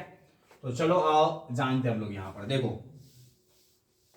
देखो क्या है ना बच्चों, अनुनाद की तीक्ष्णता के कारण ही हमारे रेडियो की ट्यूनिंग हो पाती है, ठीक है, रेडियो है ना, रेडियो की ट्यूनिंग मतलब बजा पाते हैं ना, ट्यूनिंग मीन्स कह सकते हैं बजाना, ठीक है। तो रेडियो ने की ट्यूनिंग या फिर रेडियो बजाना है ना संभव हो पाता है, संभव हो पाता है, ठीक है, किसके कारण बच्चों, रिजोनेंस या फिर शार्पनेस के कारण, अनुनाद की तीक्ष्णता के कारण, ठीक है, इस पर निर्भर करता है। अनुनाद की तीक्ष्णता पर निर्भर करता है क्या, रेडियो की ट्यूनिंग, रेडियो को बजाना, ठीक है ना, रेडियो बजाते हो आप और कुछ सुन पाते हो, आप देखते हो रेडियो के, ठीक है, जैसे ही है ना वॉल्यूम सॉरी इसके जो है नोब को, जैसे ही उसके रेडियो के स्विच को जैसे तुम घुमाते हो, ठीक है, तो घुमाते हो, देखते हो, थोड़ी देर घुमाते हो तो कुछ सुनाई नहीं पड़ता, फिर थोड़ी देर बाद कुछ सुनाई पड़ने लगता है। तो ये क्या है, ये हमारे पास भाई साहब अनुनाद की तीक्ष्णता के कारण हम रेडियो को बजा पा रहे हैं। अब वो कैसे मैं समझाता हूं, वो देखो बच्चों, वो कैसे, वो देखो क्या कि हमें ज्ञात है कि, हमें ज्ञात है कि धारा एवं आवृत्ति, धारा एवं आवृत्ति के मध्य आरेख है ना, धारा एवं आवृत्ति के मध्य आरेख इस प्रकार होते हैं, ठीक है, इस प्रकार होते हैं। किस प्रकार के होते हैं बच्चों, तो हमारे पास जो धारा है वह ऐसे होता है और हमारे पास जो आवृत्ति है वह ऐसे होता है, ठीक है, ऐसा कुछ होता है ना, ऐसा कुछ हमारे पास ग्राफ जो हमारा वह होता है ना, ऐसा कुछ होता है। और यहाँ पर हमारे जो आवृत्ति होते हैं वो FR होते हैं और यहाँ पर जो हमारे पास धारा होता है वो क्या होता है, I मैक्स होता है, अधिकतम होता है, ठीक है, कोई दिक्कत, यस। अब बच्चों क्या होता है क्या कि हमारी जो यहाँ जो धारा मैक्सिमम है उसके ठीक कुछ पीछे जो है एक ऐसी आवृत्ति पर एक ऐसी बिंदु प्राप्त होती है जहां पर जो धारा है वह क्या हो जाता है, हमारा I मैक्सिमम का 1/√2 गुना हो जाता है। कितना हो जाता है, I मैक्सिमम धारा कितना हो जाता है बच्चों, 1/√2 गुना, 1/√, I मैक्सिमम का कितना है, 1/√2 गुना। और उसी के ठीक सामने वाला भी एक ऐसी आवृत्ति होती है, ठीक है बच्चों, एक ऐसी आवृत्ति पर धारा प्राप्त होता है जो ये धारा क्या होता है बच्चों, किसके बराबर होता है, वो I मैक्सिमम के 1/√2 गुना होता है। समझ गए यहां तक, पक्का बच्चों। इस आवृत्ति को मान लो हम लोग F1 कह रहे हैं और इस आवृत्ति को मान लो हम लोग कितना कह रहे हैं, F2 कह रहे हैं। यहां तक समझना बच्चों, ये बहुत ही कठिन बात है, बहुत ही कठिन बात है, जो बात हमको समझना है। ठीक है, कठिन बात है, इतनी आसान बात बिल्कुल भी नहीं है। ठीक है, देखिए ठीक है, तो यहां पर जो है ना हमारा क्या था, आई जो है वह मैक्सिमम है ना, आई मैक्स है बच्चों। अभी दो ऐसी बिंदुएं हैं, ठीक है, दो हमारे पास बच्चों ऐसी बिंदुएं हैं जहां पर क्या है कि हमारी, ठीक है बच्चों, इस वक्र पर हमारी दो ऐसी बिंदुएं होती हैं जिसको हम लोग ए बी कह सकते हैं, ए और बी कह सकते हैं। ठीक है, जहां पर x मैक्सिमम धारा का 1/√2 गुना हो जाता है। ठीक है बच्चों, इस ग्राफ पर दो ऐसी बिंदुएं उपस्थित होती हैं जो इस मैक्सिमम धारा का 1/√2 गुना हो जाता है मान। ठीक है, मान रहता है। ओके, और बच्चों इस स्थिति में इन दो बिंदुओं पर जो इस परिपथ में शक्ति क्षय है ना, वो आधी हो जाती है। ठीक है, ये क्या हो जाती है, इस बिंदुओं पर जो बच्चों हमारे शक्ति क्षय है वो आधी हो जाती है। तो ये बच्चों अर्ध शक्ति क्षय बिंदु कहलाता है। ठीक है, ये अर्ध शक्ति क्षय बिंदु हैं। ओके, मतलब वह दो बिंदु जिस पर धारा के मैक्सिमम मान का 1/√2 गुना हो जाता है, उस जगह पर जो हमारी बच्चों जो शक्तियां क्षय है ना, ग्राफ में जो शक्ति, जो हमारा स्रोत कार्य कर रहा है तो ऊर्जा खत्म हो रही है, तो मतलब शक्ति क्षय हो रही है, खत्म हो रही है। तो जो शक्ति क्षय है वो आधी हो जाती है, शक्ति क्षय इन दो बिंदुओं पर। इस पर तो मैक्सिमम होती है, धारा मैक्सिमम तो हमको पता है बच्चों, पावर बराबर होता है क्या, धारा गुना में विभव। तो अगर धारा मैक्सिमम तो पावर भी मैक्सिमम। समझ गए बात? हाँ, चलिए, तो इन दो बिंदु को हम लोग क्या बोलते हैं, अर्ध शक्ति क्षय बिंदु। ठीक है, यस, चलो आ जाओ। तो बच्चों इस बिंदु को हमने F1 कहा, इस बिंदु को हमने F2 कहा है। F2 कैसे मिलेगा, FR में कुछ जोड़ दे तो हमारा F2 कैसे प्राप्त होगा, जब हम लोग, मैं यहां लिख रहा हूं चित्र से, ठीक है, चित्र से F2 कैसे प्राप्त होगा, जब हम लोग FR में कुछ आवृत्ति जोड़ देंगे। कुछ आवृत्ति क्या कर देंगे बच्चों, जोड़ देंगे। ठीक है, इसको ओमेगा के पदों में कैसे लिख सकते हैं, ω2 बराबर में ω/r प्लस डेल्टा ओमेगा। इसी समीकरण को हम लोग आगे लेके बढ़ेंगे। ठीक है, और बच्चों F1 के जगह पे अगर मैं ω1 लूं, कोणीय आवृत्ति, तो ω1 कैसे प्राप्त होगा, FR में कुछ घटा दिया जाए, FR में कुछ घटा दिया जाए। ठीक है, और ये समान अंतराल पर है, यहां से जितना नीचे उतना ही यहां से नीचे, ये दो बिंदु आमने सामने है ना, यस। तो FR में से आप जितना घटाएंगे उतना ही जोड़ने पर F2 प्राप्त होगा, और FR में उतना ही घटाने पर F1 प्राप्त हो जाएगा। समझ गए बात? ठीक है, लगभग वही वैल्यू घटाने पर। तो ये सेकेंड समीकरण इस स्थिति के लिए कोई दिक्कत मुझे नहीं लगता है कि आपको होना चाहिए। अब बच्चों हमें ज्ञात है, क्या ज्ञात है, हमें ज्ञात है क्या कि बच्चों I नोट बराबर होता है, ठीक है, क्या, V नोट बटा में Z, इस LCR परिपथ के लिए है या नहीं है?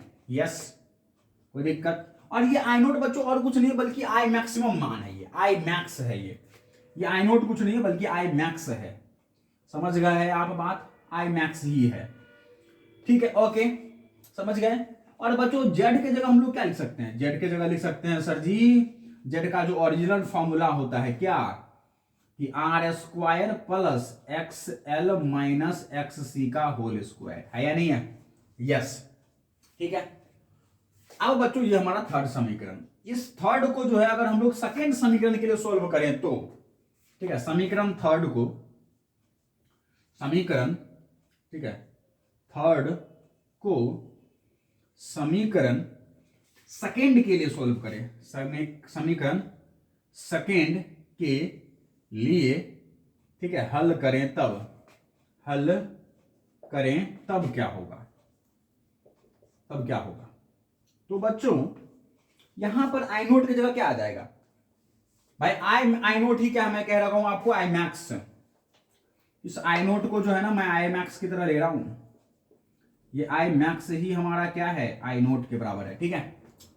तो बच्चों अगर आप इस थर्ड को सेकेंड के लिए सॉल्व करना चाहते हैं, ठीक है, सेकेंड को किसके लिए सॉल्व करना चाहते हैं, सेकेंड के लिए, थर्ड को सेकेंड के लिए, तो बच्चों यहां पर आई मैक्सिमम के बजाय आपको आई मैक्स बटा √2 लेना पड़ेगा, है ना, तो ले लो। मतलब आई मैक्स नहीं, मेरे को आई मैक्स बटा में √2 के जगह पे मेरे को सॉल्व करना है, ठीक है। तो समीकरण क्या आ जाएगा, V नोट बटा जेड, मतलब कह दो V नोट बटा दिस, बराबर में क्या आ जाएगा, V नोट और बटा में दिस, और दिस की जगह क्या आ जाएगा, R² प्लस XL की जगह क्या लिख सकते हो, ओमेगा गुना में L, और ओमेगा कौन सा वाला, ओमेगा 1 वाला, तो सॉल्व करो ओमेगा 1 वाला।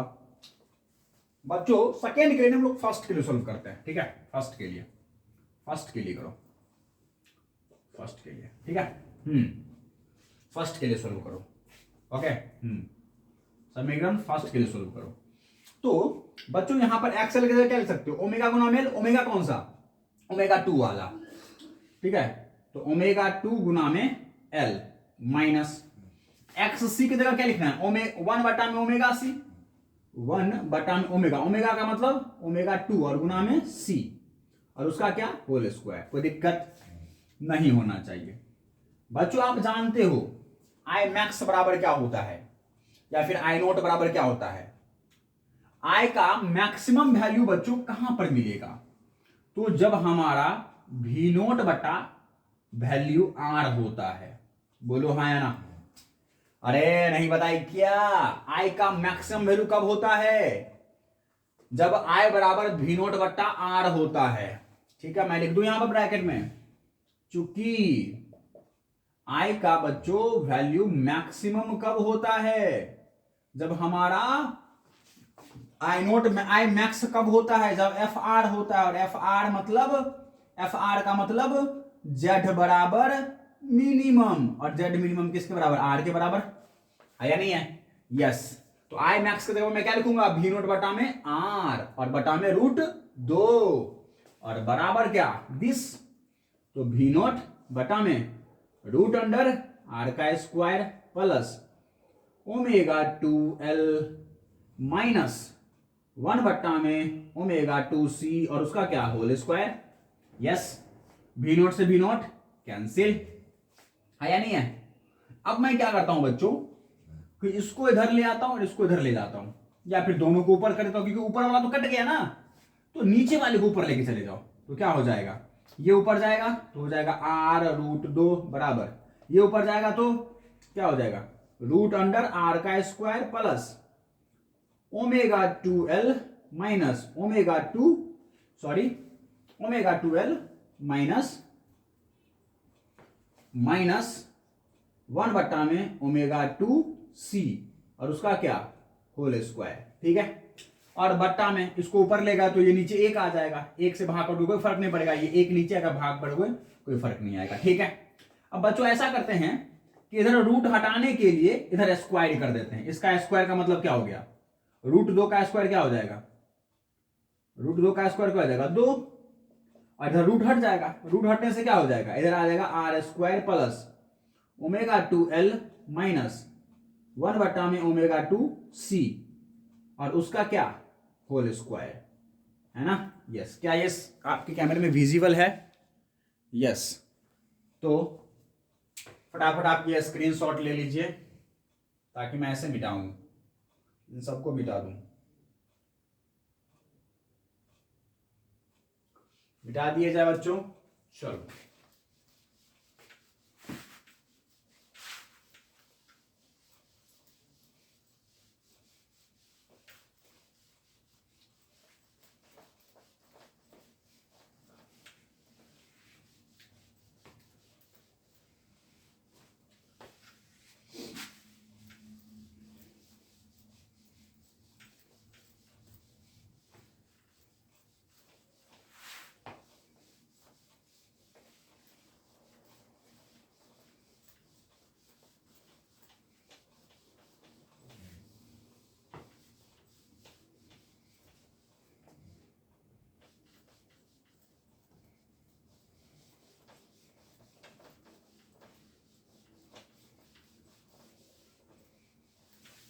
चलिए देखिए बच्चों, अब है इसका स्क्वायर का मतलब क्या हुआ, आर स्क्वायर, और 2 का क्या हो जाएगा 2r स्क्वायर, बराबर उधर क्या हो जाएगा बच्चों, R square plus omega 2l minus 1/ओमेगा 2c, और इसका क्या होल स्क्वायर। ठीक है बच्चों, आर स्क्वायर को उधर लेके आओ तो क्या हो जाएगा 2r square minus are square, बराबर क्या हो जाएगा ओमेगा 2l माइनस 1/ओमेगा 2c, और इसका क्या होल स्क्वायर।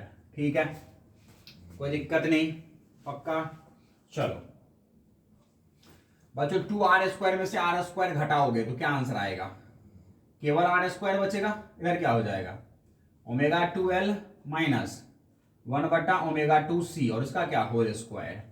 ठीक है बच्चों, इसका समीकरण नंबर कितना दे दें 4।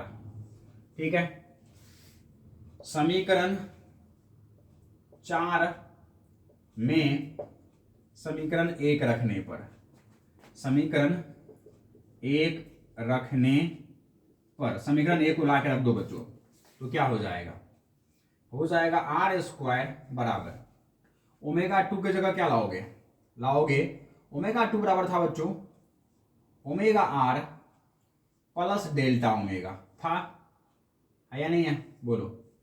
तो ओमेगा 2 की जगह मैंने रख दिया omega R plus delta omega, उसके गुणा में क्या एल माइनस 1/ओमेगा 2c, 1/ओमेगा 2, ओमेगा 2 की जगह क्या लिखूं मैं omega R plus delta omega, और गुणा में क्या, गुणा में सी।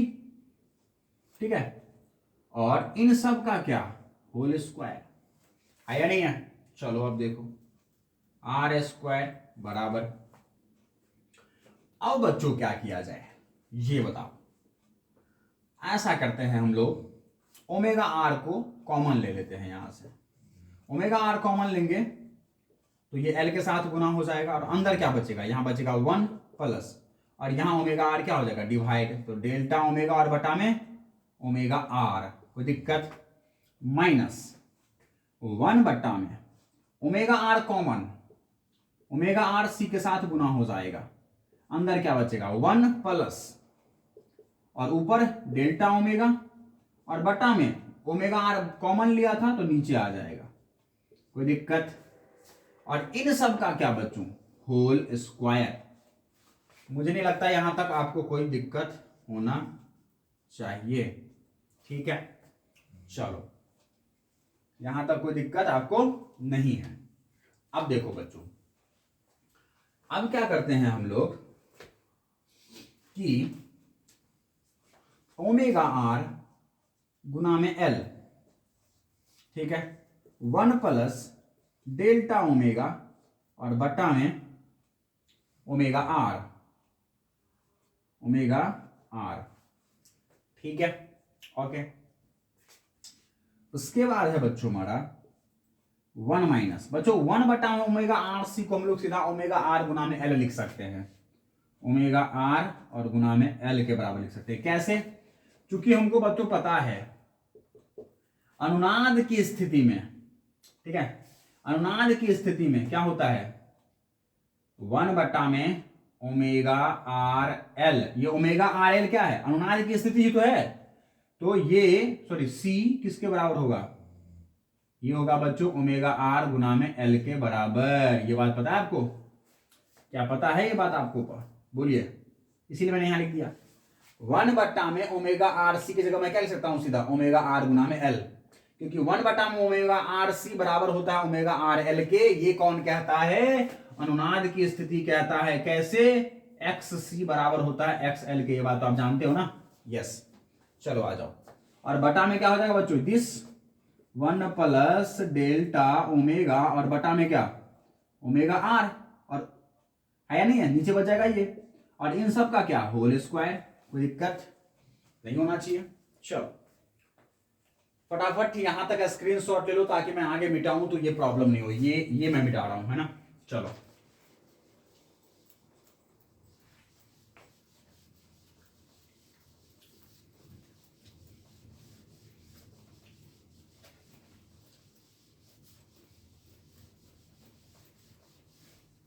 देखो इस समीकरण को आगे बढ़ाते हम लोग यहां लेके आते हैं। अब आर स्क्वायर बराबर omega R L, omega R L common ले लो, सबसे कॉमन ले लो। तो सबसे जब कॉमन लोगे बच्चों, सबसे जब दोनों से कॉमन ले लोगे, ठीक है, तो क्या बचेगा? बचेगा ओमेगा आर, है ना, गुना में एल, ठीक है, और उसका क्या, होल स्क्वायर, है ना। ये सबसे कॉमन लिया तो, है ना। तो अंदर क्या बचेगा?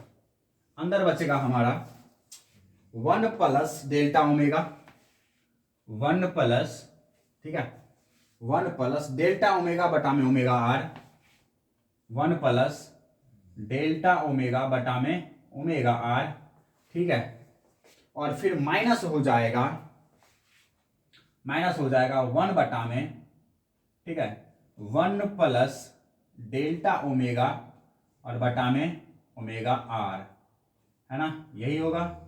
और घात में कितना, 2। कोई दिक्कत बच्चों? क्या हम लोग यहां ऐसे नहीं कर सकते हैं? ऐसा नहीं, यहां नहीं कर सकते हैं क्या? इधर भी स्क्वायर है बच्चों, इधर भी स्क्वायर है, दोनों को उड़ा दें? बोलो, यही बुला देते हैं। क्यों इतना फालतू कहते हैं दूर तक लेके आए हैं? हम तो कहते हैं यही से मिटा देते हैं। बोलो, ये स्क्वायर इस स्क्वायर से कैंसिल, तो यहां से मैं मिटा देता हूं, दिश खत्म, दिश खत्म, ठीक है, यस, दिश खत्म, तो दिश खत्म, दोनों तरफ स्क्वायर है ना, पैसा कैंसिल, दिश खत्म, दिश खत्म एंड दिश खत्म। कोई दिक्कत? चलो अब आ जाओ, आर बराबर ओमेगा आर गुना में एल और गुना में अब देखो बच्चों, ये तो है हमारे पास 1 प्लस डेल्टा ओमेगा और बटा में ओमेगा आर, है ना बच्चों। ये माइनस, अगर मैं इसको ऊपर लेके आऊं तो क्या हो जाएगा? ये हो जाएगा बच्चों 1 प्लस डेल्टा ओमेगा और बटा में ओमेगा आर, और उसके घात में कितना, -1। बोलो, होगा ही नहीं होगा? किसी को ऊपर ले जाते हो तो घात में कितना आता है? -1 आ जाता है।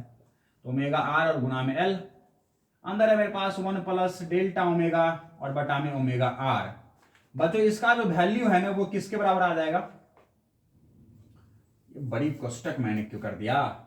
इसका वैल्यू किसके बराबर जाएगा बच्चों? 1 माइनस डेल्टा ओमेगा बटा में ओमेगा आर के बराबर, ठीक है। ये गुरुजी कैसे कह सकते हो? कैसे कह सकता हूं वो देखो, चूंकि मैथ में पढ़े होगे, ठीक है, क्या कि 1 प्लस एक्स के घात में अगर बच्चों -n है ना, तो इसका जो विस्तार है ना, इसको विस्तार करोगे, अगर घात लगा करके विस्तार करोगे तो इसका वैल्यू होता है बच्चों 1 माइनस एक्स। कब? जब हमारा जो ये x है ना, वो मच लेस देन 1 हो, तब इस x का वैल्यू, ठीक है। क्योंकि बच्चों ये डेल्टा ओमेगा बहुत छोटा होगा, बहुत छोटे वाले वैल्यू को बड़े वाले वैल्यू से डिवाइड करोगे तो इसका वैल्यू बहुत कम आएगा ना। बोलिए, आप ही बोलिए भाई साहब, होगा या नहीं होगा? बोलो, होगा या नहीं होगा? होगा ना। और अगर ऐसा है तो मैं यहां पर ऐसा ही कह रहा हूं, ठीक है। क्या कह रहा हूं?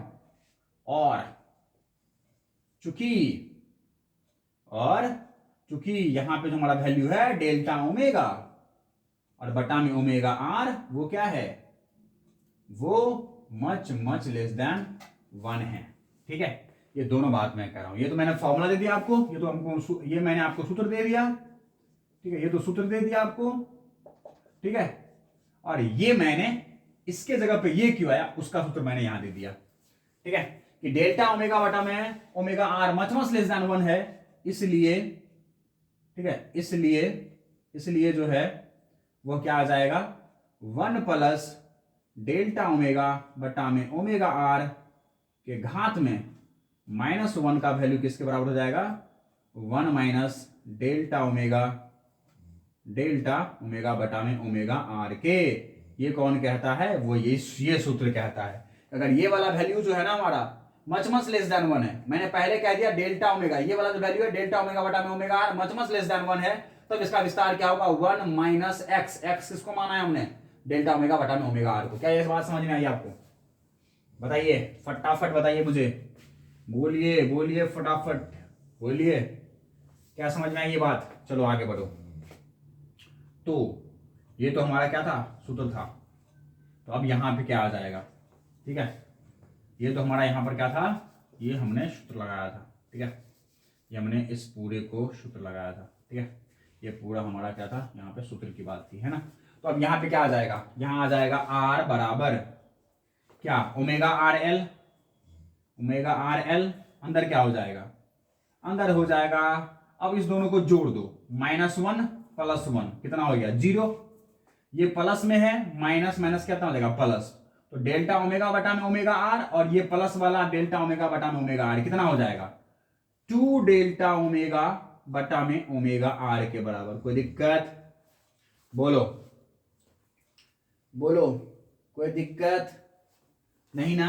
चलो अब बच्चों क्या करो, आप इस पूरे राशि को उधर ले आओ, इस राशि को उधर लेके जाओ, इस वाले राशि को उधर लेके आओ, तो क्या हो जाएगा, ओमेगा आर बटा में, इस वाले राशि को मैं इधर लेके आ रहा हूं, तो ओमेगा आर बटा में क्या हो जाएगा, 2 डेल्टा ओमेगा, और इस आर को इधर लेके जाओ तो क्या हो जाएगा, ओमेगा आर एल और बटा में आर, ठीक है।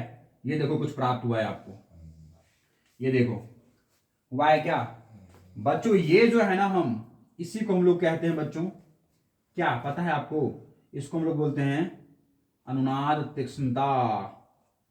अनुनाद तीक्ष्णता, अनुनाद तीक्ष्णता कहते हैं इसी को। अनुनाद तीक्ष्णता का फॉर्मूला क्या है भाई साहब, ओमेगा आर बटा में 2 डेल्टा ओमेगा, ठीक है, समझे क्या बात।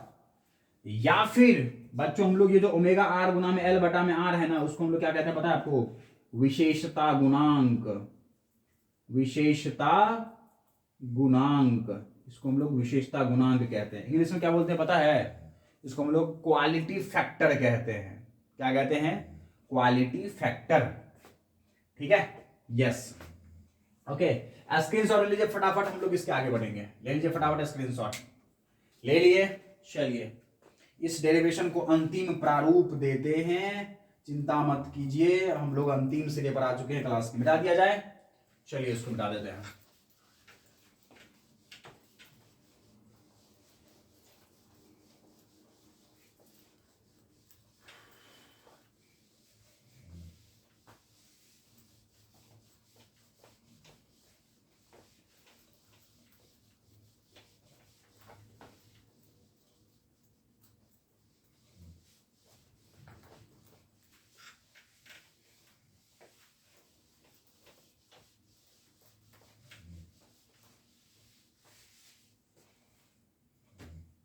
देखिए बच्चों, हमने क्या कहा आपको, विशेषता,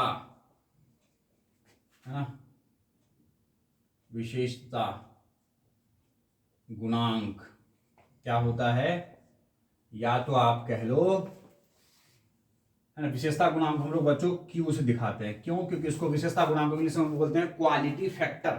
क्या बोलते हैं, क्वालिटी फैक्टर, ठीक है। विशेषता गुणांक हम लोग क्या बोलते हैं, क्वालिटी फैक्टर, ठीक है, क्वालिटी फैक्टर, ठीक है, quality factor, okay, quality factor कहता है। क्यू से दिखाते हैं। क्यू बराबर क्या होता है, क्वालिटी फैक्टर बराबर क्या होता है, वो होता है बच्चों अनुनादी आवृत्ति, अनुनादी आवृत्ति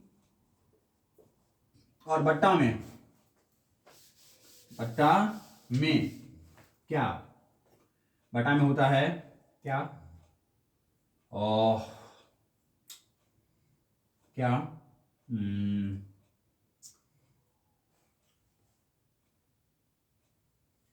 सब है सब, ये हो गई हमारे पास अनुनादी आवृत्ति, है ना। और ये जो हमारे बच्चों बैंड विस्तार, ठीक है, बैंड विस्तार, ठीक है बच्चों, दिमाग में सब है, ठीक है, लेकिन कभी कभी क्या होती है, कोई चीज फंस जाती है ना ये देखो, क्योंकि इतना सोचते हैं ना, कुछ चीजें सोच कुछ और रहते और करना कुछ और होता है। जब कुछ और सोचने लगते हैं ना, तो फिर जो प्रेजेंट वाला बात है ना, वो है ना, फंस जाता है। देखिए क्यू बराबर अनुनादी आवृत्ति को किस दिखाते हैं, ओमेगा आर से, और बैंड विस्तार कितना होगा, 2 डेल्टा ओमेगा। सर जी 2 डेल्टा ओमेगा कैसे हुआ, देखो बच्चों, ये हमारे पास धारा था, ठीक है। और ये हमारे पास क्या था, एफ था। हमारा ग्राफ कैसे बना था, ऐसे। ये हमारे पास क्या था, अनुनादी आवृत्ति।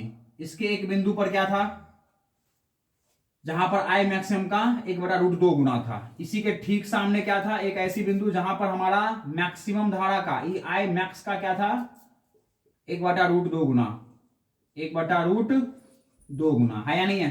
ये दो बिंदुएं थी, है ना। इसको हमने क्या कहा था, ω1, इसको हमने क्या कहा था, ω2, है या नहीं है ना। और इसको हमने क्या कहा था, ω r में कुछ घटाया तो डेल्टा ओमेगा, मतलब क्या, तो इस अंतराल को हमने कितना कहा था, डेल्टा ओमेगा। और इस वाले अंतराल को भी हमने कितना कहा था, डेल्टा ओमेगा। और इन दो बिंदुओं के बीच का जो गैप है ना बच्चों, इसी को हम लोग बोलते हैं बैंड विस्तार। क्या बोलते हैं, बैंड विस्तार। तो इन दोनों बिंदुओं के बीच में टोटल दूरी कितनी है, तो delta omega plus delta omega, मतलब कहे तो 2 डेल्टा ओमेगा। समझ में आई क्या बात, याद रखेंगे, इस फिगर को भी आप बनाएंगे ना, यस। देख लीजिए भाई साहब, समझ में आई क्या बात, नहीं बात समझ में आई, नहीं क्या बात, नहीं आई क्या बात, आ गई, यस यस भाई साहब, यस यस, है ना। मैं और स्पष्ट लिख देता हूं, चिंता ना करो, ठीक है। इसको हम लोग किसे दिखाते हैं, डेल्टा ओमेगा से, ठीक है। और इसको हम किसे दिखाएंगे, डेल्टा ओमेगा से, ओके। ये लोग ने इसको भी मिटा दिया, हमने इसको भी मिटा दिया, ठीक है। ये देखो, हम इस बिंदु को भी क्या बोलेंगे, डेल्टा ओमेगा। और इन्हीं दो बिंदु के बीच में, ए और बी के बिंदुओं के बीच में जो दूरी है, उसी को हम लोग क्या बोल देंगे, बैंड विस्तार। क्या बोलेंगे बच्चों, इस दो बिंदुओं के बीच को ही क्या बोलते हैं हम लोग, बैंड विस्तार, है ना, इन्हीं दो बिंदुओं को। और बैंड विस्तार कितना आ जाएगा, delta omega plus delta omega बराबर 2 डेल्टा ओमेगा। ये बात समझ गए, ये बात आप समझ गए, फटाफट बोलिए, हाँ जी, समझ गए ना। अब चलिए, कोई दिक्कत यहां तक नहीं। तो चलिए, विशेषता गुणांक समझ गए किसको कहते हैं। विशेषता गुणांक क्या होता है, अनुनादी आवृत्ति, लिख देता हूं मैं, अनुनादी आवृत्ति, अनुनादी आवृत्ति, ठीक है, एवं बैंड विस्तार के अनुपात को, बैंड विस्तार के अनुपात को, है ना, विशेषता गुणांक कहते हैं, विशेषता गुणांक कहते हैं, ठीक है। इसको बच्चों हम लोग क्या कहते हैं, विशेषता गुणांक कहते हैं, समझ गए। अनुनादी आवृत्ति एवं बैंड विस्तार के अनुपात को ही क्या कहते हैं, विशेषता गुणांक कहते हैं, ठीक है। तो ये आपको समझ में आ गई, ओके। चलिए, अनुनाद तीक्ष्णता किसको कहते हैं, ओमेगा आर बटा में 2 डेल्टा ओमेगा को, है ना, या फिर कहते हैं ओमेगा आर एल बटा में आर को, ठीक है। कोई दिक्कत नहीं ना, बोलो। ये फॉर्मूला भी आप इसके आगे ट्राई कर सकते हैं, क्योंकि ये भी बराबर होता है किसके, ओमेगा आर गुना में एल और बटा में आर के, ठीक है। तो ये इस फॉर्मूले के बराबर भी होगा, ठीक है बच्चों। चले आगे बढ़ जाएं। चलो स्क्रीनशॉट ले लो फटाफट, या फिर इसको मिटा दो, फिर स्क्रीनशॉट लेना, रुक जाओ, इसको मिटाने दो, क्योंकि ये तो एक बार ले चुके हैं हम लोग, इसको मिटाने दो। बस अंतिम कगार पे है भाई साहब, ध्यान दीजिए।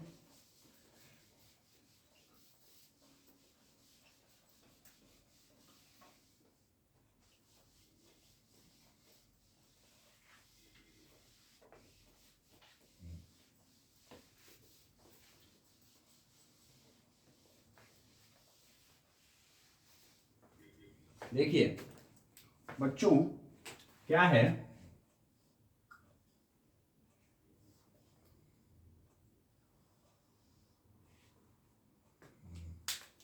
ये देखिए क्या है,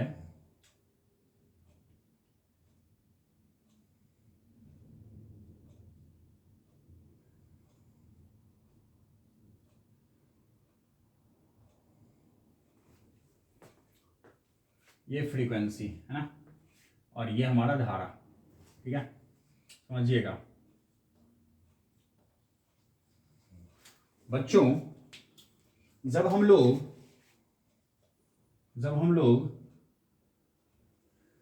है ना, जब हम लोग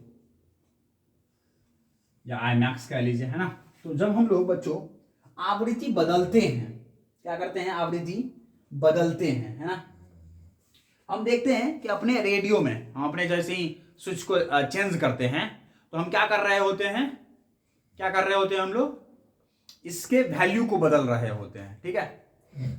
जैसे वैल्यू बदलते हैं तो देखते हैं कि कुछ देर बाद क्या होता है भाई साहब, ऐसी आवृत्ति आ जाती है, ऐसी आवृत्ति आप सेट कर देते हैं कि अनुनाद आवृत्ति की स्थिति हो जाती है। और अनुनाद आवृत्ति की स्थिति होने पर धारा मैक्सिमम हो जाता है। धारा मैक्सिमम हो जाएगा तो आवाज आपको सुनने को मिलने लगेगी और आप रेडियो पर किसी एफएम को सुनने लगते हैं, ठीक है। रेडियो पर किसी एफएम को सुनने के लिए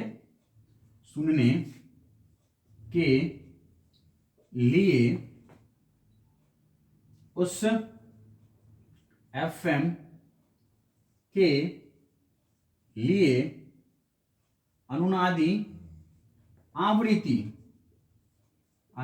आवृत्ति तक पहुंचना पड़ता है,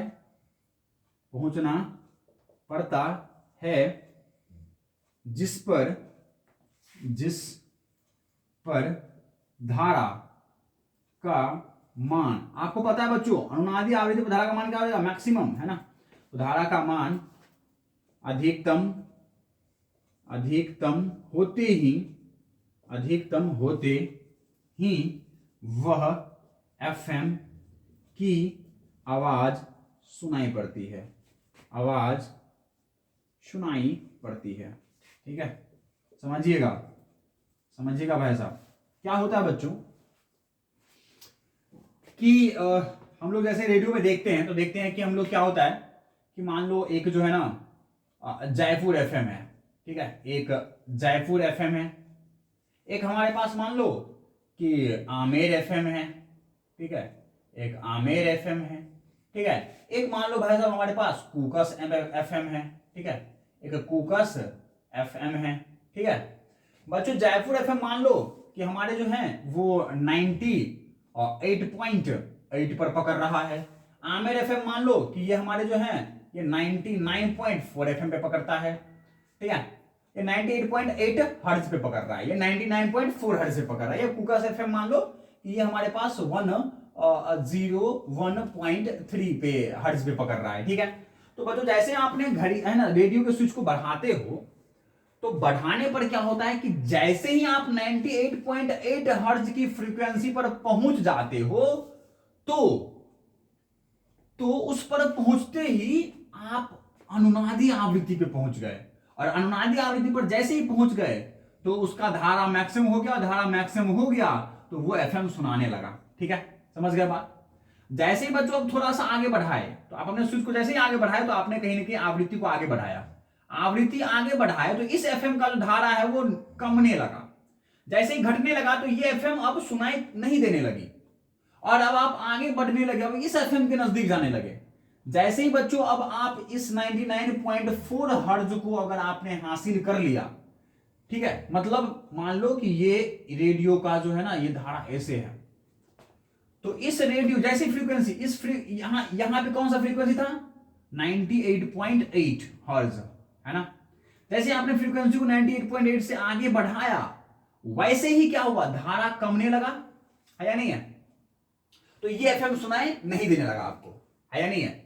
अब जैसे फ्रीक्वेंसी आगे बढ़ाया तो भाई साहब हो सकता है कि आप फ्रीक्वेंसी बढ़ाते बढ़ाते यहां से अब आप यहां पहुंच चुके हैं। जैसे यहां पहुंचे कि इस एफएम के 99.4 हर्ट्ज पर पहुंचते ही आप अनुनादी आवृत्ति पर पहुंच गए, और अनुनादी आवृत्ति पर पहुंचते ही अब ये एफएम की आवाज जो है ना वो सुनाई देने लगी। क्यों? क्योंकि इस एफएम के अनुनादी आवृत्ति पर पहुंचते ही अब इस एफएम का आवाज सुनाई देने लगेगा और ये एफएम अब गायब हो जाएगी। क्यों? क्योंकि इसका धारा कमने लगा था आवृत्ति घटाते ही। समझ में आई बात? समझ में आई क्या बात? यस, समझ में आई। अब आपको जैसे ही आवृत्ति बढ़ाए तो सर जी इसका भी तो ग्राफ इधर दिख रहा है, इस आवृत्ति पर सर जी इसका भी तो ग्राफ है यहां पर, तो बच्चों क्या होता है कि ये जो अर्ध शक्ति बिंदु है ना, इस बिंदु के बाद का जो धारा है ना, वो धारा उतना प्रभावी नहीं होता और इसीलिए इस एफएम की आवाज सुनाई नहीं पड़ती है हमें। समझ गए? अब इसका प्रभावी, तभी आप देखते हो कि रेडियो में जैसे आप चेंज कर रहे होते हो तो किसी एक बिंदु पर क्या होता है, दो दो एफएम की आवाज आ रही होती है। क्यों? क्योंकि हमने मान लो इस बीच में लाके सेट कर दिया, तो इस बीच में आने पर क्या होगा कि इसकी भी धारा कम, इसका भी धारा कम, दोनों अर्ध शक्ति बिंदु पर है, दोनों अर्ध शक्ति बिंदु पर है तो दोनों की आवाज आ रही है एक ही। हम जैसे बढ़ा रहे होते रेडियो को, एक जगह थोड़ा सा देखना, थोड़ा सा आगे बढ़ाओगे तो एक ऐसी फ्रीक्वेंसी सेट कर दिया तुमने कि भाई साहब उस पर तुमको दो दो आवाजें सुनाई पड़ रही है। होता है कभी ऐसा? क्योंकि दोनों एफएम की जो धाराएं हैं वो प्रभावी है और दोनों धाराएं प्रभावी होने पर दोनों की आवाज सुनाई पड़ रही है। क्या यहां पर आप मेरी बात समझ पा रहे हैं? क्या यह बात ट्यूनिंग की समझ पा रहे हैं आप कि रेडियो की ट्यूनिंग भाई साहब किस पर निर्भर करता है? हमारे बैंड विस्तार पर और तीक्ष्णता पर। अब समझना तीक्ष्णता क्या है। चलिए स्क्रीनशॉट ले लीजिए इसका, मैं मिटा दूं जरा। स्क्रीनशॉट ले लीजिए फटाफट, ले लिए होंगे। चलिए देखिए,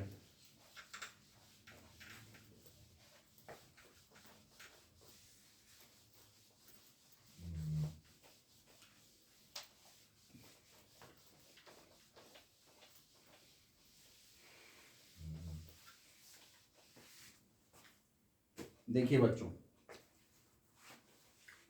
देखिए हम लोग अभी फॉर्मूला लिखे थे ओमेगा आर बटा में 2 डेल्टा ओमेगा बराबर में ओमेगा आर एल और बटा में आर, है या नहीं है? यस, ठीक है, ये लिखे थे बच्चों हम लोग। ओके, अब देखो बच्चों, तीक्ष्ण और सपाट, ठीक है, आई एवं एफ या ओमेगा, ठीक है, ओमेगा के मध्य आरेख, ठीक है, सपाट हो, सपाट है ना, सपाट मतलब फ्लैट है ना, फ्लैट है ना, सपाट हो तब, ठीक है, तब रेडियो के आवाज को सही से सुन पाना कठिन होता है, कठिन होता है, ठीक है। और यदि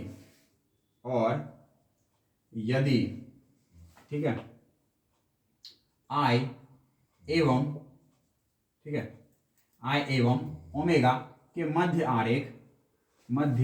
आरेख तीक्ष्ण है, मध्य आरेख तीक्ष्ण है तब, ठीक है, रेडियो के किसी स्टेशन, किसी स्टेशन, रेडियो के किसी स्टेशन को समस्वरित करना, ठीक है, समस्वरित का मतलब आवाज सुन पाना है ना, समस्वरित करना आसान होता है, करना आसान होता है, ठीक है। ये देखिए बच्चों, हमने दो ग्राफ बनाए, मान लीजिए ऐसा, हमने दो ग्राफ बनाया, ठीक है, ये देखिए, एक हमारे पास ऐसा ग्राफ है और एक हमारे पास क्या है, ऐसा ग्राफ है बच्चों, ठीक है, ऐसा है, ओके, ऐसा ग्राफ है, ऐसा है हमारे पास, ठीक है। ये देखो, तो क्या है कि इसका मैक्सिमम मान यहां पे, इसका मैक्सिमम मान यहां पे है, नहीं है? अब इसकी दो दो बिंदु मान लिया हमने, यहां पर, यहां पर, ये देखो, देखना, आई है ना, ये एफ, क्या है बच्चों कि जैसे ही मैं थोड़ा सा एफ बदला तो धारा में बहुत कम परिवर्तन हो रहा है, धारा में कम परिवर्तन होने से बहुत सारे स्टेशनों की आवाज सुनाई पड़ रही है, ठीक है। थोड़ा सा प्रतिरोध, थोड़ा सा आवृत्ति में बदलाव किया तो धारा में थोड़ा ही परिवर्तन हुआ, तो इस फ्रीक्वेंसी पर जितना धारा है, इस आवृत्ति पर भी उतनी ही धारा लगभग है, तो दोनों की धारा में ज्यादा परिवर्तन नहीं है, तो ये स्टेशन भी सुनाई पड़ेगा और ये स्टेशन भी सुनाई पड़ेगा। थोड़ी सी जैसे मैंने आवृत्ति चेंज किया तो इस आवृत्ति पर इसका ये धारा है, ये धारा प्राप्त हो रहा है, तो ये धारा और ये धारा में ज्यादा परिवर्तन नहीं है, तो ये भी आवाज सुनाई पड़ेगा और ये भी आवाज सुनाई पड़ेगा। समझ गए? तो अगर आपका ये ग्राफ कैसा है बच्चों? सपाट है ना, सपाट है। और ये ग्राफ कैसा बच्चों? तीक्ष्ण है, तीक्ष्ण मोड़ ले रहा है ना, तीक्ष्ण है ये। तो तीक्ष्ण है बच्चों। अब तीक्ष्ण है तो क्या होगा? जैसे थोड़ा सा वैल्यू बदले कि धारा में ज्यादा परिवर्तन आ गया, धारा में खूब अधिक परिवर्तन आ गया, तो इस बिंदु पर, इस आवृत्ति पर जो स्टेशन था और इस आवृत्ति पर जो स्टेशन है हमारा, उन दोनों के बीच का धारा परिवर्तन बहुत ज्यादा है, इसलिए इसका आवाज कम हो जाएगा और इसका आवाज खूब तेजी से आएगा और हम केवल इसकी आवाज को सुन पाएंगे, इसकी आवाज को नहीं सुन पाएंगे। समझ में आई बात? तो जो आरेख बच्चों अधिक तीक्ष्ण है ना, उसकी आवाज को हम लोग अधिक अच्छे तरीके से सुन पाएंगे। यह बात आप समझ गए। अब हमने लिख दिया, I एवं ओमेगा के मध्य आरेख सपाट हो तब रेडियो के आवाज को सही से सुन पाना क्या होता है? कठिन होता है। और यदि I एवं ओमेगा के मध्य आरेख तीक्ष्ण हो, इस तरह से तीक्ष्ण हो, तब रेडियो के किसी स्टेशन को समस्वरित करना आसान होता है। समझ गए बात? आप समझ गए ना? Yes, okay. अब देखो बच्चों, इसका ओमेगा और इसका ओमेगा, इसका ओमेगा और फिर इसका ये ओमेगा, ठीक है। विस्तार समझना, अभी हमने लिखा था ये फॉर्मूला, ठीक है बच्चों, देखिए ये फॉर्मूला हमने लिखा था, है ना। अब ये फॉर्मूला हमने लिखा तो क्या हुआ, ये देखो कि हमारे धारा में परिवर्तन होना चाहिए अधिक, धारा में परिवर्तन क्या होना चाहिए? अधिक होना चाहिए। हम लोग जानते हैं बच्चों कि हमारे पास I बराबर में क्या होता है? V नोट और बटा में Z होता है, ठीक है, ये होता है ना। ये देखो, तो बच्चों अगर I का मान क्या होना चाहिए? मैक्सिमम होने के लिए Z क्या होना चाहिए? मिनिमम, है या नहीं है? अब Z मिनिमम रखने के लिए मुझे फ्रीक्वेंसी क्या करना पड़ेगा? वो फ्रीक्वेंसी जो है बच्चों परिवर्तन अपने तरीके से देखना पड़ेगा, ठीक है। अब देखिए बच्चों, हमने कहा है कि ये हमारा क्या है? ये हमारे पास ये है विशेषता गुणांक। क्या है? विशेषता गुणांक, है ना। ये हमारे पास विशेषता गुणांक है, ठीक है बच्चों। विशेषता गुणांक अच्छा होगा ना, तो वो ग्राफ जो है हमारा अधिक तीक्ष्ण होगा, अधिक तीक्ष्ण होगा, और अधिक तीक्ष्ण होगा तो हमें आसान होगा समझ पाना। अब अधिक तीक्ष्ण के लिए मुझे डेल्टा ओमेगा क्या रखना पड़ेगा?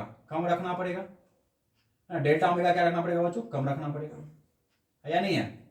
डेल्टा ओमेगा कम रखना पड़ेगा। डेल्टा ओमेगा कम रखोगे तो विशेषता गुणांक क्या होगा? अच्छा होगा। विशेषता गुणांक अच्छा होगा तो हमारे पास ग्राफ क्या होंगे? अधिक तीक्ष्ण होंगे, है या नहीं है? यस। तो बैंड चौड़ाई क्या होना चाहिए बच्चों? कम होनी चाहिए। बैंड चौड़ाई क्या होना चाहिए? बैंड विस्तार क्या होना चाहिए? कम होना चाहिए, ठीक है। बैंड विस्तार कम होने चाहिए, इस ग्राफ का ज्यादा है।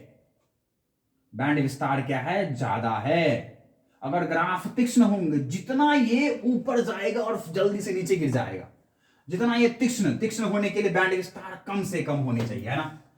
2 डेल्टा ओमेगा, बैंड विस्तार कम होगा, विशेषता गुणांक ज्यादा होगा, विशेषता गुणांक ज्यादा होगा, इस पूरे वैल्यू ज्यादा होंगे तो तीक्ष्णता जो है ना हमारे, या अनुनाद तीक्ष्णता का वैल्यू क्या होगा? ज्यादा होगा।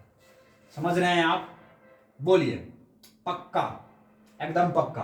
और ऐसा करने के लिए बच्चों हम लोग को डेल्टा ओमेगा या फिर इसकी वैल्यू ज्यादा रखने के लिए एल का वैल्यू क्या करना पड़ेगा? एल का वैल्यू बढ़ाना पड़ेगा और आर का वैल्यू कम लेना पड़ेगा, है या नहीं है? यस। तो क्या मैं यहां से लिख सकता हूं कि विशेषता गुणांक अच्छा या अधिक हो, तब आरेख तीक्ष्ण होगा और और तीक्ष्ण पर सुन पाना आसान होगा होगा और